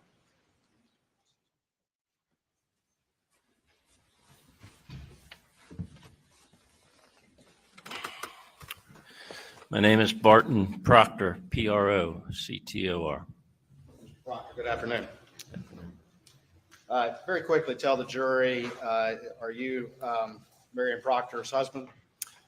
For 37 years. 37 years. And obviously, over the years, being part of this family, as you gotten to know Maggie and gotten to know Paul and gotten to know the defendant, Alec Murdoch? Oh, was I that? have. Oh, I don't want to belabor the points, but in the aftermath so this is of Maggie and her Paul's husband, murder, were correct? you also privy to some of the conversations that Alec had that your wife related to this jury today, Yes. and ultimately heard the same thing in those conversations that she related here today? Yes. Have you had an opportunity to review what's been entered into evidence as states 297, the kennel video? I have heard it. May I have the computer input, please?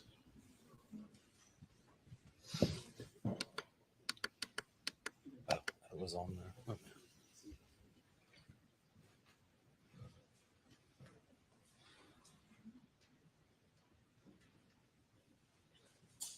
For the record, I'm going to play states 297.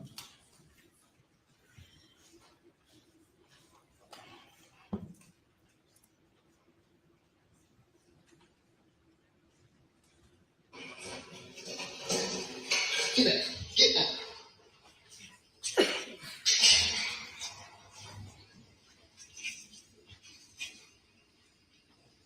Quit, Cash. Quit. It's okay. Come here. Come here. Cash. Hey, he got burns in his mouth. Oh, wow. Hey, Bubba. It's a kitty. It's a chicken. Come here, Cash. Cash. Quit.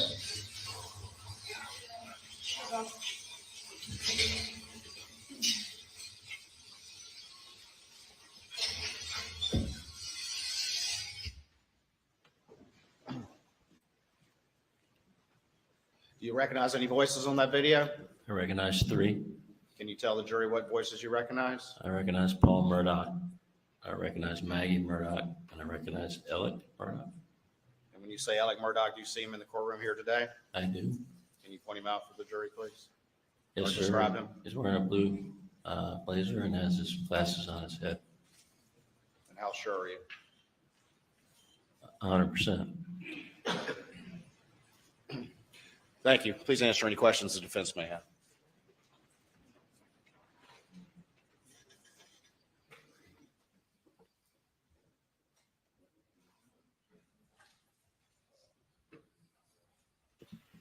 I can't believe they're risking Jim Griffin up there again.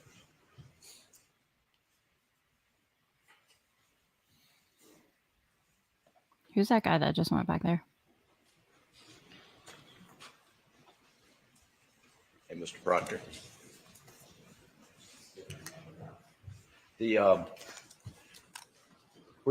Were you ever shown a blue raincoat by any SLED agents?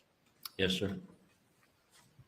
And was that blue raincoat shown to you and your wife Marion, who just was here in the courtroom? Yes, sir. It was a picture. A picture of the blue raincoat.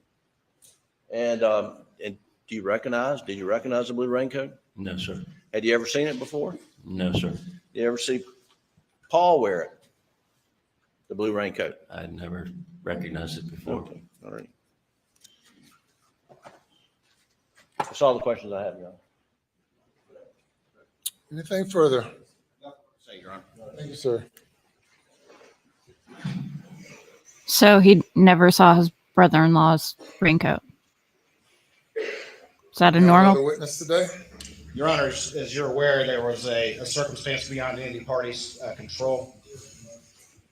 No, because of a circumstance beyond the party's control. Very good.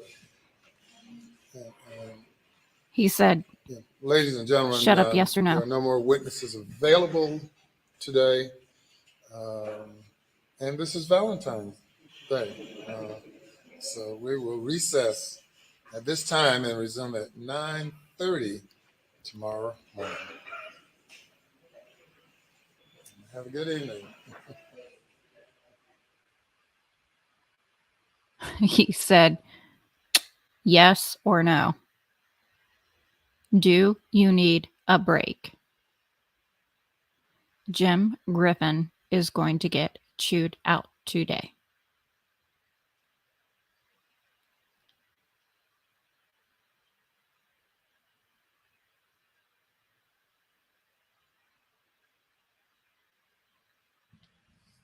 Do we have any other business?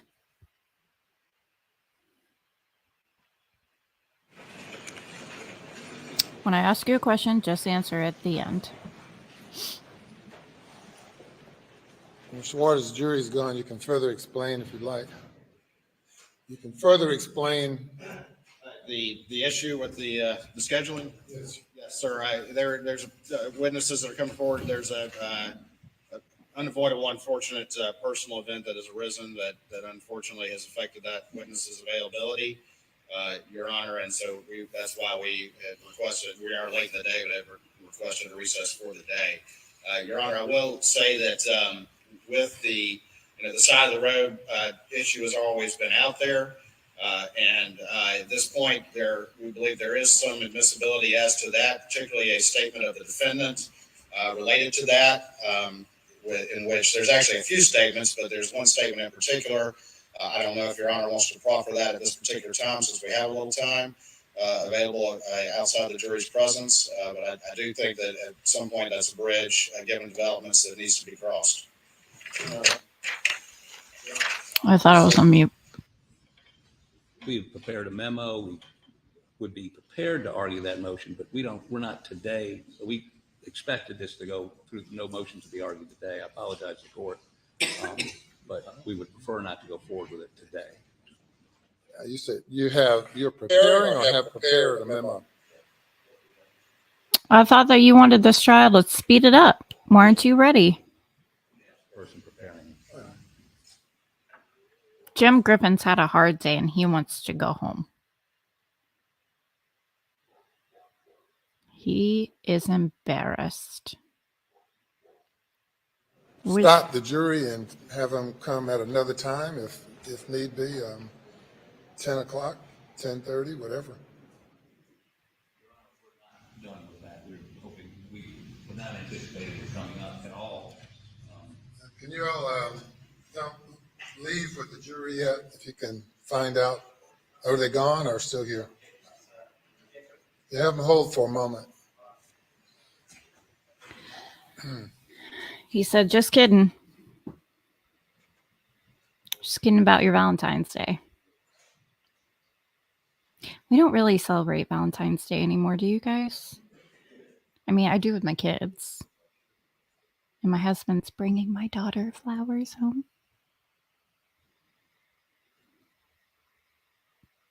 And we love each other. Like, we celebrate, Completed the anniversaries memo, and stuff, but filed it. Your Honor has it on the 404B issue.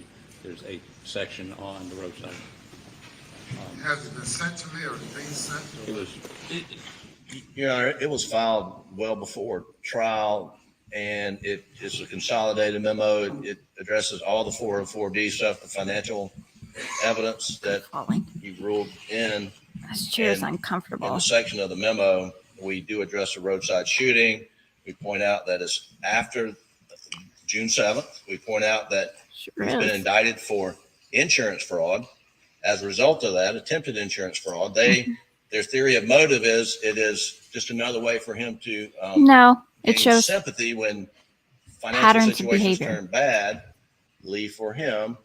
But we point out that he has been indicted by Hampton County grand jury. He hadn't been fired yet. Insurance fraud for attempted suicide to obtain $12 million of insurance for his son Buster. And so we argue that it's not motive, and it should not be admissible under 403. It is. It shows every time that something I'm happens, happy to talk about all of he that. does something and, drastic. And review what Every it- time he's what's exposed, he been does submitted something overnight, and review whatever the state extreme and may drastic. have for me to consider, and to hear any more argument about. Do you think it they're going to hold in the morning hands? prior to ruling? Harpootlian and Waters I've had seem them very stop close. the jury from leaving to find out how much time you all might need tomorrow morning, because otherwise I've told them to be here at 9:30 if they need to come at 10 o'clock, 10:30 to Harpootlian. Your Honor, I don't think this will take 30 minutes to argue. We prefer to argue it in the morning simply because we haven't looked at it. And while Mr. Griffin is an extraordinary advocate, I'd like an opportunity to. Want the jury to come in at 10? 10 would be great. I would say 10:30 to be safe, Your Honor. Jim Griffin is a great. I'd argued against that. I'm trying to think of a reason, but I really can't. So we're going to have the jury come in at 10:30 tomorrow morning instead of 9:30. Thank you. All right. In the interim, however, if you all have something you want me to read overnight, early in the morning, happy to receive it. Yes, sir. I have what was previously filed now, defendant's memorandum in opposition to motion to eliminate re-evidence of other crimes and bad acts. And I've ruled out a majority of this already. We may polish that up a little bit tonight, and if so, we'll email it to your law clerk, and she, I'm sure, will get it to you. Page 9 starts the roadside shooting discussion. Your Honor, in the reply. What did also, Harpootlian just say to him? touch this ground as well, but we can. Did he say, shut your Yeah, mouth same about the thing. roadside shooting? Middle You of already page messed 9 it up. through, the top of page 12. So you have about 2.5 pages that you might want to, if you want to supplement it, it'd be fine. Thank you. If Your you Honor. want to. And how about from the state's perspective? Yes, sir, Your Honor, and I think I just lost my glasses. It's okay. Jim Griffin's had a worse thing than anything you could do today. Your Honor, if you look at our response in opposition that was filed on December 8th, we, on page 19, and the factual. Still been trying to legislation, we, find talk about specifically the Maggie's niece's shooting on the name, side of the and I road can't. in response to the confrontation with Chris Wilson. And then, of course, from that point on, and prior to that, there is general analysis on 404 and 403. I believe our reply, which I'm trying to put my hands on, also addresses those issues. But we can also polish up some things as well. For Your Honor, there is, thank you, Mr. James. There is, starting at page 15 in the reply, it is addressed as well. The reply to their response or in that particular series of filings. It's in there, and again, we can polish that up. There is, again, there's a recorded interview and recorded statement that we certainly can provide to Your Honor for review. That ultimately we believe they're statements of the defendant, of course, that we believe would be admissible under the theories as argued there.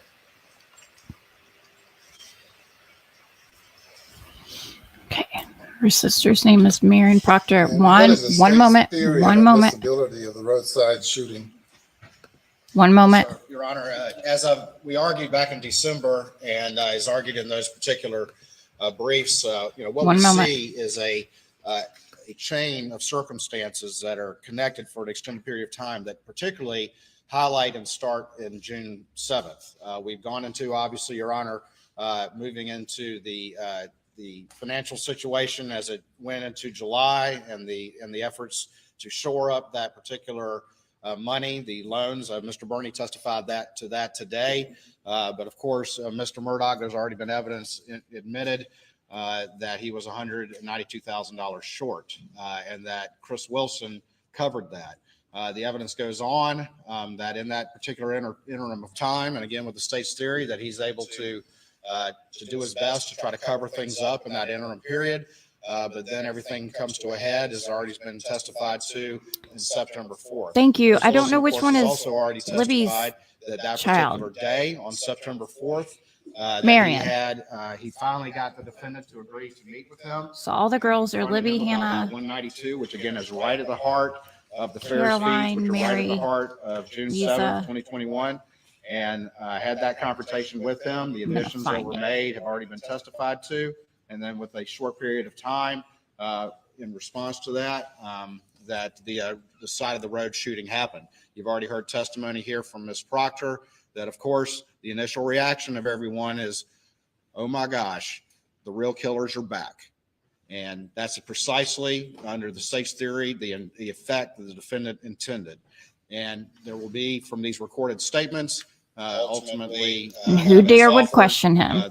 that was not true, and he had told lies, Your Honor, about that particular. And that would be the recorded statement that we would offer about when he admitted that he had been untruthful to law enforcement about the circumstances of that shooting. I don't intend to go into great detail about that. I'm just trying to get from point A to point B and then get out. I'm not trying to use the term that I've used before, gild the lily. The statement that you referenced, that you say you want to put in a recorded statement? That's correct, Your Honor. Yes, sir. What's the length of that recorded statement? I don't know off the top of my head. I think it's less than 15 minutes, Your Honor. No, it's longer than that. No more than 30. Thank you. Mr. Griffin and I were there when he gave the recorded statement. Yeah, of course you were. You're his He attorneys. called them to give the recorded statement. And the gist of the recorded statement is what? Your Honor, so See, what happened Mr. was, Murdaugh had somebody shoot him in the head on the roadside to have a another $10 person to million accuse insurance policy for murder. paid to his son Buster. No, Now, that's also a lie. he believed it was a contestability. I don't care what suicide, anybody says, it's not true. cause. So he had somebody shoot him in the head. No question You're he right. shot him in the head. No question the intent was to kill him. He fractured his skull, had a brain No question the bleed, intent was was to airlifted to Savannah blame Cousin Hospital. Eddie for It did kill Maggie's him. deaths. He intended to opinion. die. No, he did not. And the recorded statement, he immediately went to detox because he was planning to go to detox. So he could anyway. avoid Mr. questioning. Griffin and I went down to Atlanta. We met with him in detox. He'd been through a horrible experience, shot in the head, and then detox. I thought he And we went to informed him the Florida. Police were looking for whoever shot him. And he, at that point, said, look, this is what happened. And I don't want them wasting, and literally he said, I don't want them wasting resources trying to solve this shooting when those resources could be used to find who killed Maggie and Paul. No, I'm pretty sure Cousin We Eddie picked up the started phone. talking. We called SLED. We put him on the phone with SLED to have him explain exactly what happened.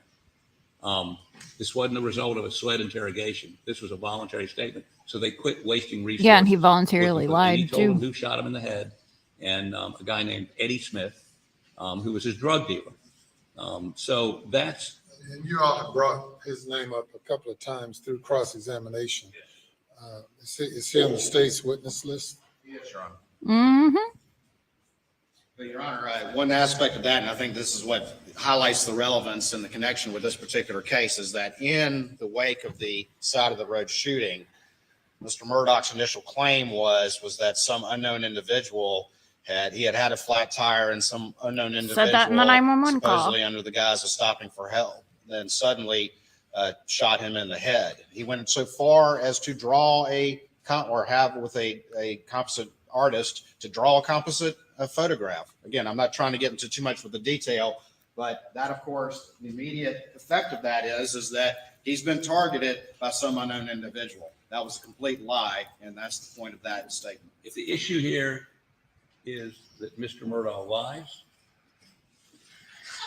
I mean, really, are we at that? I mean, we've come $10 million through lies, and now this piece of evidence becomes relevant because it proves he lied again months after the murder. There's no, he's trying to. Again, it's showing he does something extreme every time he gets some sort of sympathy. He did exposed for his financial That's why crimes. he did it. And unfortunately, Eddie Smith at 4 feet couldn't shoot somebody in the head Proves and kill him. patterns of behavior. He meant to. And that's what Mr. Smith would say. Mr. Smith has given no less, I'm set up to cross-examine him, I know this, 6 different explanations for that and any other event you ask him about, from So what people lie. to I was there and I saw Alec, he'd been shot, to I was there and I tried to stop Alec, to yes, I shot him in the head. But the fact of the matter is, the cross-examination of Mr. Smith is something I'm looking forward to. Did he just make now, fun of but the this person who particular, shot his client? Was like event had he nothing couldn't to do even with kill what him? happened on June 7th. other How than he lied fucking about rude something to else. your client. And 404, unless there's a specific, it's not motive. It is. I mean, I don't understand what the 404, 403 analysis would be on this. I know what the 403 analysis is. The prejudice outweighs the probative. The 404 is what of the 4 things that 404 is admitted for, which one is this? Your Honor. I know y'all want to argue it in the morning, so this is just a prelude to tomorrow morning. Two things. If Mr. Harpootlian wishes to stipulate in front of the jury that his client is a liar, the state's willing to accept that And stipulation. not go forward with this?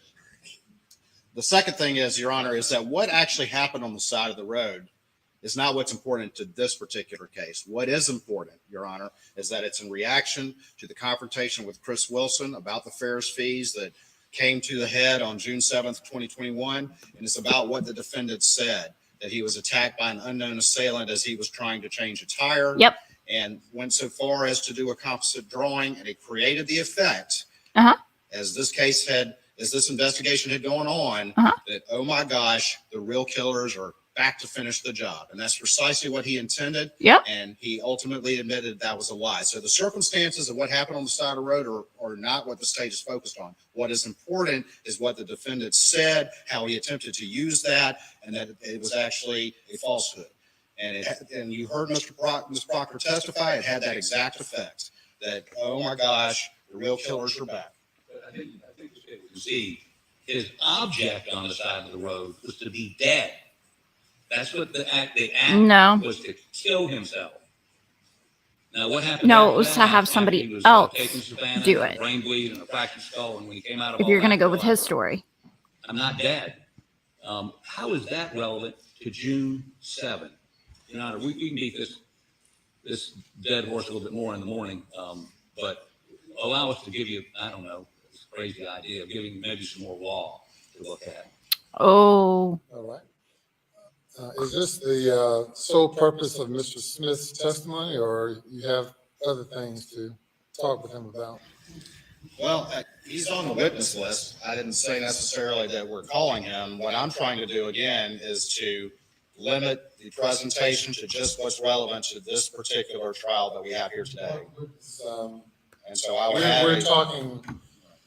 Discussing Insane. now this motion excluding testimony. Who's your witness to talk about what you're arguing? We have a law enforcement witness come in and testify to the circumstances of that statement. And again, I'm trying to limit it and to what's very focused to what's relevant to this trial, and that is the intended effect that he had and its reaction to the confrontation and the symmetry between June 7th and September 4th. Yeah. Do you have anything in addition to what you Symmetry. all provided a couple of months ago, seemingly? No. Those two Chit. documents, we don't have a written document prepared at this time, but we can certainly work on some additional. I'm bringing up the 911 call. Discussion this evening, Your Honor. All right. Okay, well, we'll reconvene at 9:30. Thank you, Your Honor. All right, very good. Dude, this day's insane. Okay. I'm going to play the 911 call if you guys are still interested in hanging out to show you what they're talking about. So, again, this happened on September 3rd, 2021, the same year that Paul and Maggie died or murdered. Have to remember the CFO of his law firm testified that on June 7th, she confronted Alec. Make sure I'm not muted. She confronted what's his name? Alec, with lying about getting paid and really having funds and saying he didn't. So that day, Paul and Maggie were murdered. On September 2nd, I believe, has been testified. Pardon me, he was confronted by all the partners in his group, Jeannie, and all the partners in his group to include his brother, that's standing right there beside Buster. And Alec was forced to resign. Then the day after, the shooting happens. So, just stop sharing this screen and share the other one.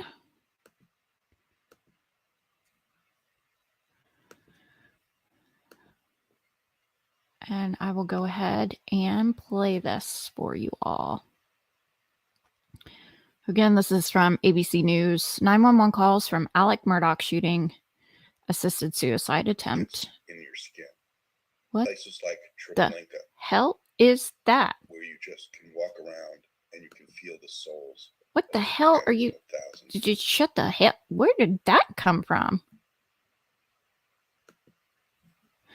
Okay. I'm going to hit play.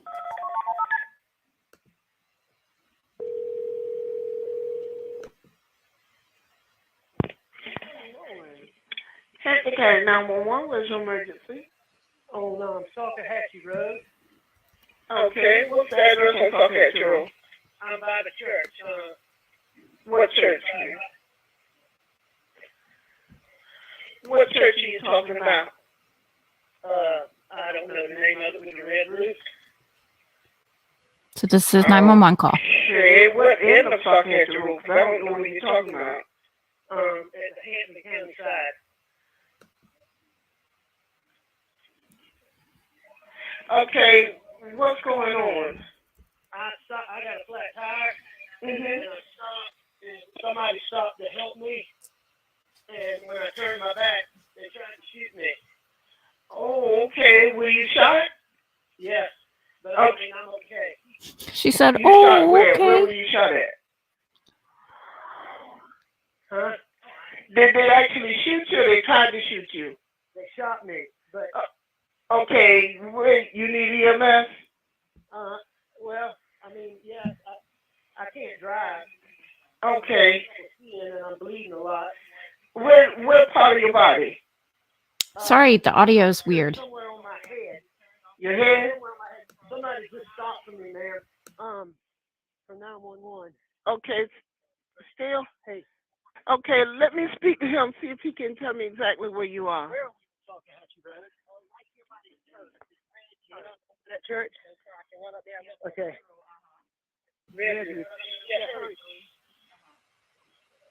You'll learn later. This is the second set of people. Okay, and what's your name? I'm still here. I'm still on the line with you. What's your name? Alex Murdaugh. Alex Murdaugh? Yes, ma'am. And you see you were driving, you got a flat tire, somebody stopped to help you and they shot you?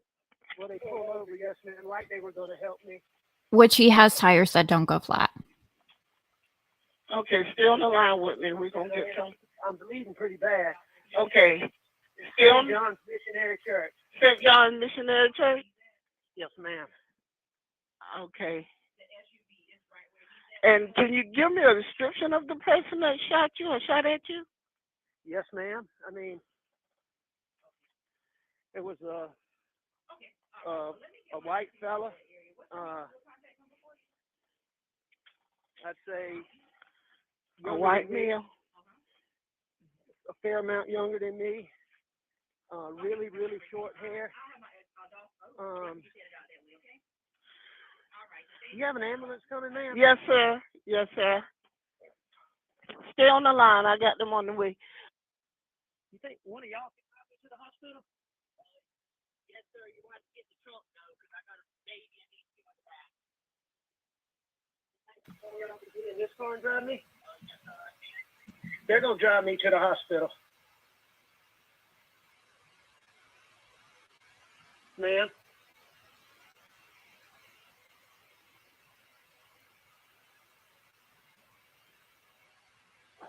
Ma'am. I don't remember I'm this. still here, sir. They're on the way. Don't hang up.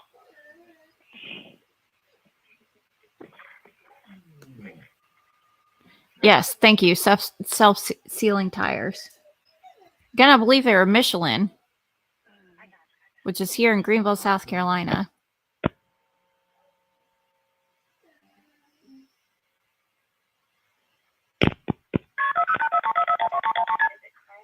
Yeah. Believe that's where he was like, oh shit, I didn't think that through. Okay. Okay, now it is. That's when people. 911, where's your emergency? Yes, ma'am, I lost you. This young lady is driving me to the hospital. She's carrying you to the hospital? Yes, ma'am. Okay. And who is this? This is Alec Murdoch. I was on the phone a minute ago. Okay. All right. They said he said that somebody's taking him to the hospital. Okay. Oh, you know what? We got a flat tire. Got to 10-12. Ma'am, I need the ambulance. You need the ambulance? Okay. Are you still in the same location? Yes, ma'am. Okay. Which way are y'all heading? Are y'all driving down the road? No, ma'am. No. I got a flat tire. Okay. All right. Sit tight right there, okay? Okay.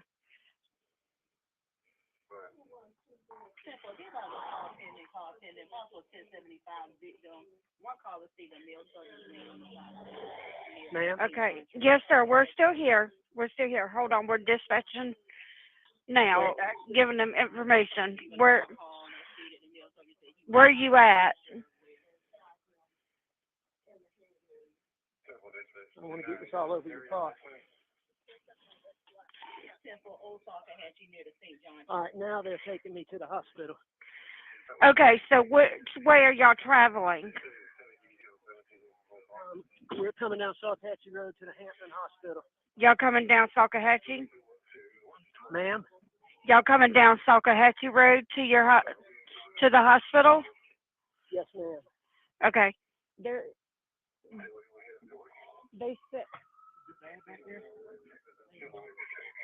said that they're coming down. They're coming down Salcahatchee Road heading towards the hospital, but. All right, we're gonna keep EMS en route to you. Okay. Okay. Are you coming off of Walterbur Highway?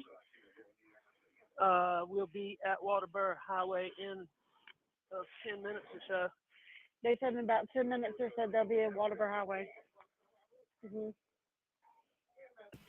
They're saying Walter Burrow, but they're pronounce it Waterboro, just like people. What kind of vehicle are you in?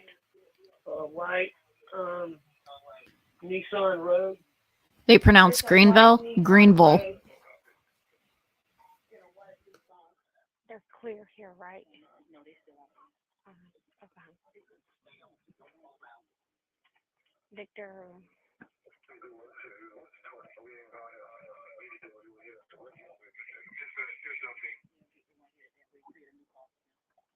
Okay.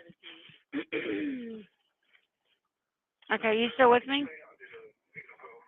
Hello? All right, you still with us? Yes, ma'am. Okay. All right, we're gonna hold on to the line. Where did it? Mm-hmm.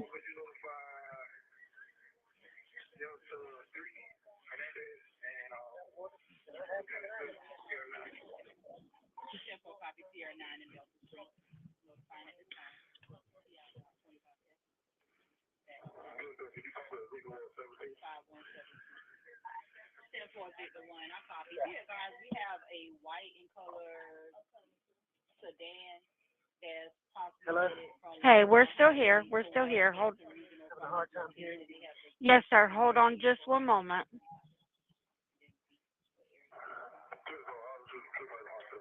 All right, we got, they're heading out there towards you, okay?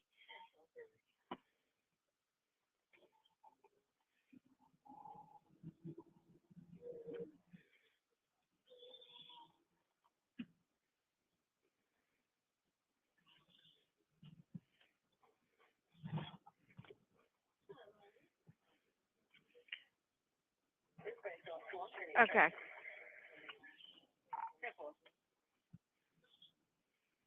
All right. And y'all still heading down the road, Mr. Murdoch? Yes, ma'am. Okay, y'all still heading down the road? Yes, ma'am. Okay. Okay. And what's a good callback for you, Mr. Murdoch? We're at Lightsey Crossroads now. You're at Lightsey Crossroads now?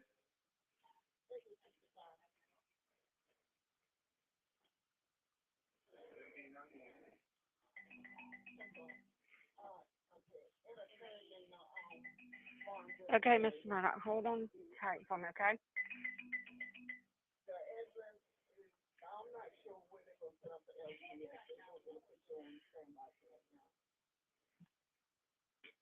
And y'all on Walterboro Highway? Yes, ma'am. Okay.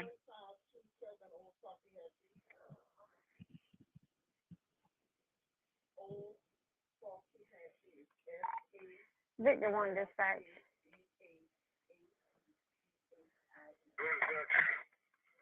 Temple, be advised they're on Walterboro Highway in a white Nissan Rogue. Is the flashers on? Do you have the...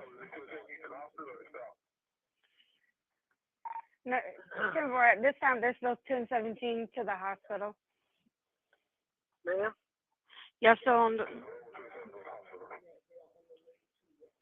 Okay. Y'all still 17. Do you have your flashers on the vehicle? Is the flashers on? Is the flashers on? Yes. Yes. Hotel 12. Your location for the individuals, if they escort to the hospital. They're on Walterboro Highway.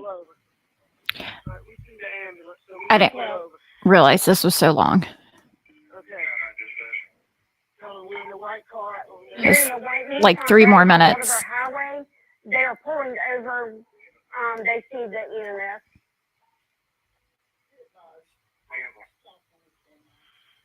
Okay, y'all stopped? I see them. You're at Walterboro Highway? And where? Yeah, they're here. Okay.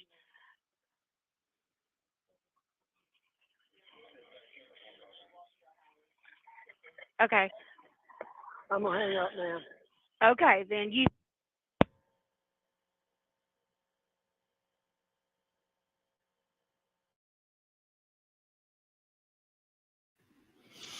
Okay, so that was that. So yeah, his first description was that somebody he had a flat tire on the side of the road. She had self-sealing tires. That someone stopped to help him. And when he turned his back, they shot him.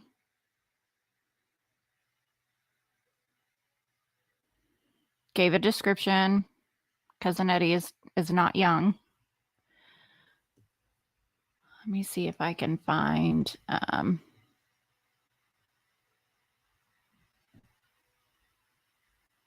the reports of Cousin Eddie. I feel like I can say this now too because maybe people aren't together anymore. So Cousin Eddie did, I think it was like a 2020 special, like a lot of people did on this. I know the makeup artist that did everyone's makeup. And then it's rumored that law enforcement came in and interviewed everybody, which no one was planning for. I was like, hey, everybody's in the same area.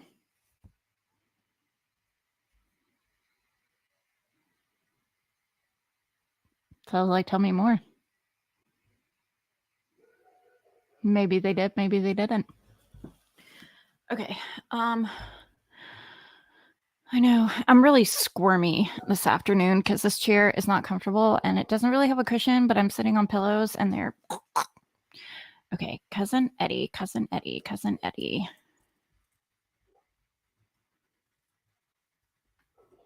I believe Eddie also went on I think he went on several things. I think he went on like Good Morning America or something like that with his attorney. He did I don't know if it was Dateline or 2020. He wasn't the only person. They featured a lot of people, but he was on there. He has been since arrested for drugs.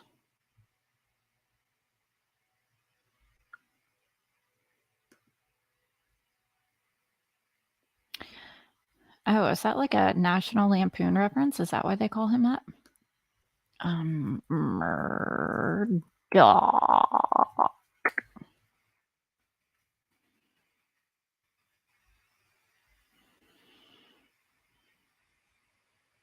And yeah, he's on the witness list. What are all the other...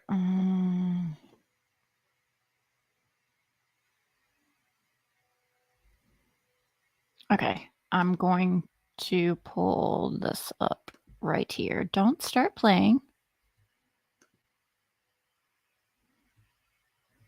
Anyway, I have a link up here if anybody wants to come up. You don't have to, but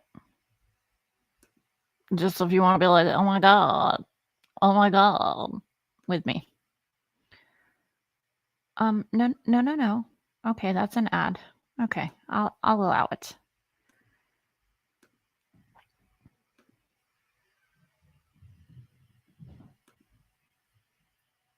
No. It may have already started. I might have to put it back. It did. Doot. Stop it. Stop. You can't rewind it? Nope.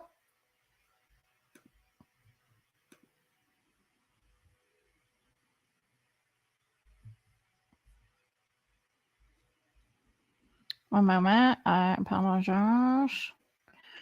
I'm going to figure this out. What am I doing? Go away. Lord. Okay, I'm going to hit play. Wife and son this summer. New this morning, one of Murdoch's attorneys says that authorities consider Alec a person of interest in that case in an interview with Fox Carolina News, though his attorneys continue to deny he had any involvement. It's in Greenville. In September, adding to the mystery, Murdoch said he was shot in the head on a rural road. Law enforcement now believes Murdoch conspired with Curtis Eddie Smith to kill him as part of an insurance fraud scheme. To be clear, does your client maintain utter and complete innocence in this case? Go ahead. I didn't cheat. Are you innocent of everything? If I shot him, give him a dick. He lied. Smith now telling his side of the story. Smith tells me he had no idea what Murdoch's plans were when he agreed to meet a man he called his close friend on a remote road in Hampton County, South Carolina. He says Murdoch showed up with a gun. He standing like this. He said, "You gonna shoot me?" I said, "No." He said, "We just got to do it." And he made his move like this, you know. And I just grabbed his arm. You took the gun.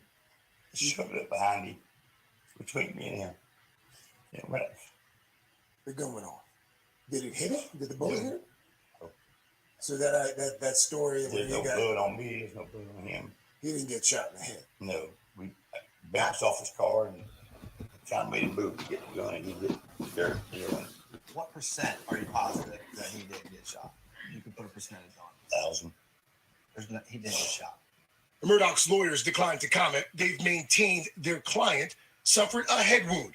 The Hampton County Sheriff's incident report initially said Murdoch did not have any visible injury, but a corrected version released shortly after says there was a visible injury. Murdoch's lawyers say Smith took advantage of a man in the throes of a decades-long opioid addiction who was grieving the unsolved murders of his wife and son. They claim Murdoch wanted to end his life so his surviving son could collect on a $10 million life insurance policy. I do not believe that at all. Oh, Lord Jesus. Network went into a black hole. What the Switch to hell? Verizon. Shush. Get new iPhone 14. Shush. Okay, was that it? Yes, that was it. I thought there was more. I'm getting real tired of you, Internet. Real tired. I really don't like when my face is that big.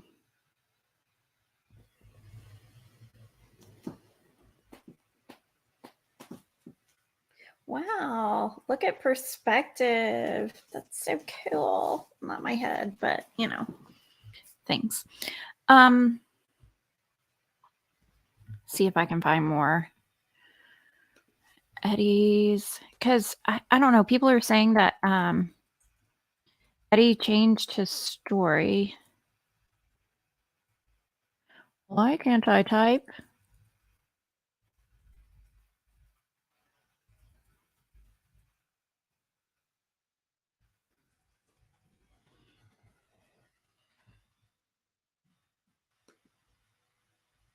I'm just seeing stuff with recent, and I really don't want to. I want to see things from like a year ago. Okay, June 25th, 2022. Cousin Eddie was arrested again. This is according to New York Post. Please don't play. I don't want you to play anything. Cousin, nope, don't do it. I paused you. Don't do it. Cousin Eddie is back behind bars in South Carolina, but no one's saying why. Well then, why am I reading this? I wanted to know why. He's being held by SLED. I swear it came out. That's my dog. Okay, I'm pretty sure he was arrested for drugs, but of course I can't find the updated articles because so much more has happened. So it's more of current news for it to be, is he going to take the stand? If he does, what will he say? I personally don't think he's going to be the greatest witness.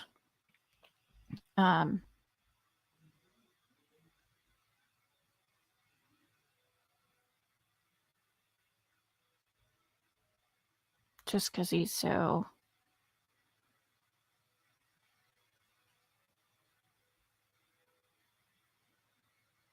not well spoken.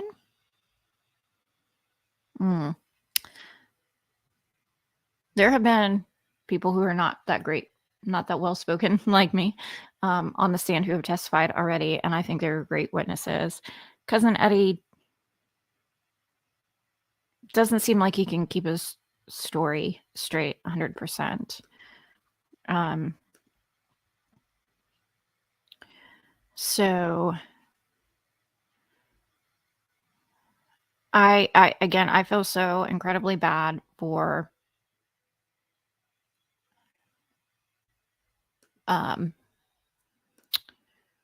Marion Proctor and her husband. They looked absolutely freaking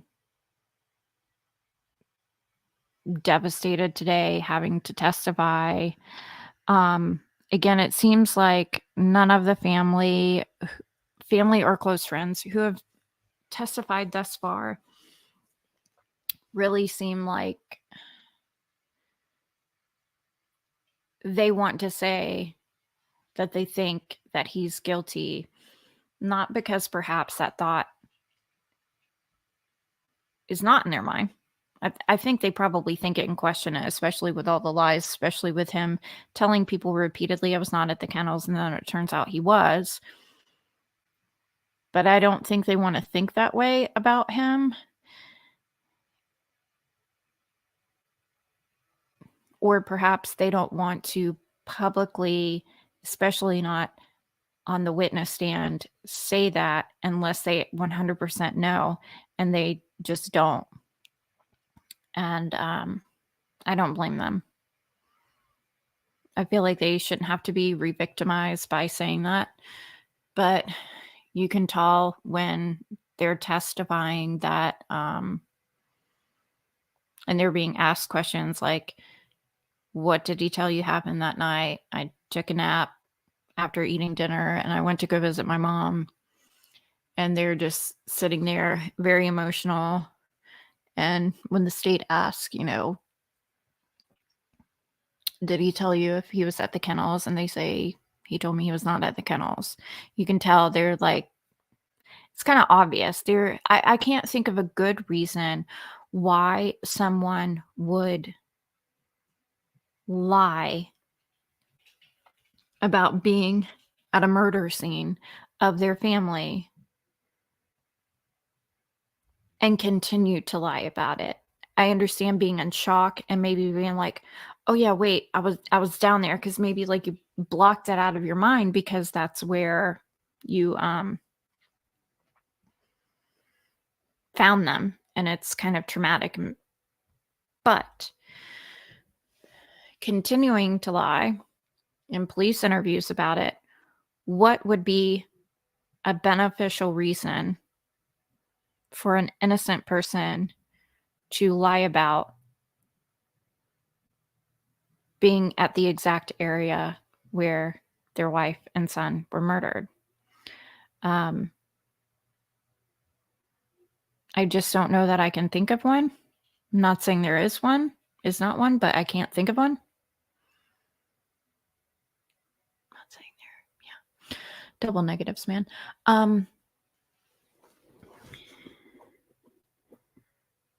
It would be very natural for him to have been down there. It's where he lives. It's his property. It's his wife. It's his son. It's his dogs. I think you would be questioned anyway, whether you were there or not. You're the person that found them. You live there on the property. It looks at the time of all events happening that it was retaliation for the boat crash. So why would anybody think of him being the suspect, and why would anybody think it odd for him to have been there? That wouldn't be a red flag for anybody to go, oh gosh, why was he down at the dog kennels with his wife and son when he was there on the property? He must have done it. I think it would have looked way better if he had said he had been there. And I guess his thinking is, if nobody can prove I was down there, then I can't possibly be a suspect. Well, just out of protocol, he's going to be a suspect again because he's the spouse, he's the father. That's not typically motive, but and he was there at the property. They just have to rule people out. It's not so much, are you a suspect, even though it does turn out that spouses sometimes, more often, are, but it was more process of elimination. Okay, we've cleared you. Now we can go and find out the real perpetrator. Now we don't have to waste our time and resources on investigating someone we're sure didn't commit the murders. But so I don't know why Alec would think it would harm him for claiming he was there. Let's see, Cousin Eddie. I just want to, probably the last thing I'll end with, if I can find it, is Cousin Eddie's, whether it was 2020 or Dateline portion of the interview. Why I'm scrolling like I have dial up. What is up with this?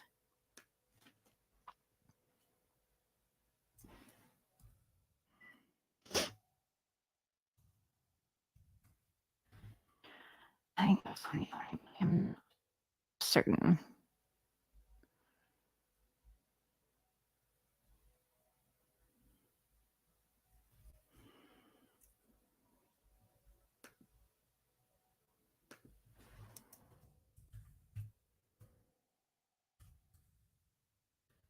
I think I may sneeze, so hold on.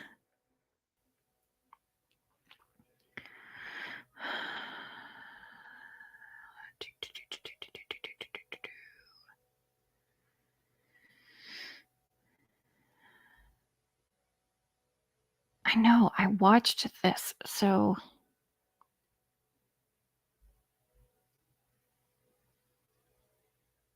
was it 2020? This was like, God. I know at least a year ago, if not more. But this February 22nd, there's going to be a Netflix special, and I know there already are specials on the Murdoch saga, but this one I'm very interested in because it has, I believe, Mallory Beach's family is going to be in it. People that were there the night of the boat crash. And not only is that significant, it's people who are Paul's friends. So it's those that can speak on shenanigans that happened in the Moselle property. And again, there's a lot of partying and different things that the younger generation, Paul and his family, did with the adults of the family, Alec, Maggie, whatever. There's video, there's picture. I believe it was Paul's girlfriend at the time of the boat crash. One of the girls, specifically for the cases that were going on with the boat crash, were because again, Mallory Beach's family, I'm not sure that she was the only one, but sued the company that owns the Parker gas station and like Alec Murdoch because they weren't taking responsibility or ownership or trying to make things right.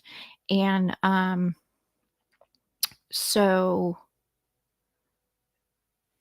Alec's defense was like, no, we had no idea he was drinking or did any of that. And then the girlfriend's like, really? Because there's this time, there's this time, there's this time. You guys were all present. We're doing shots together and otherwise. So say that again. I didn't hear you.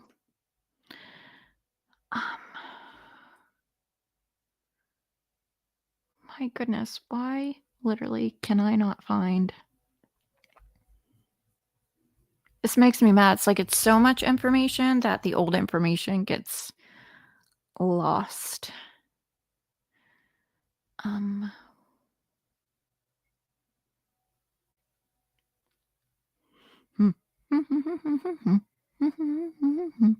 cannot find it.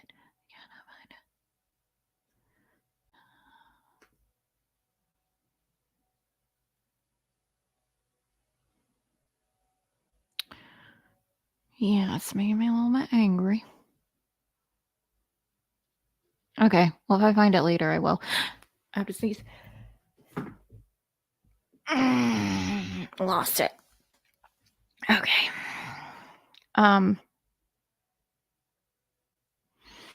Anyhow, I'm getting tired. That's it.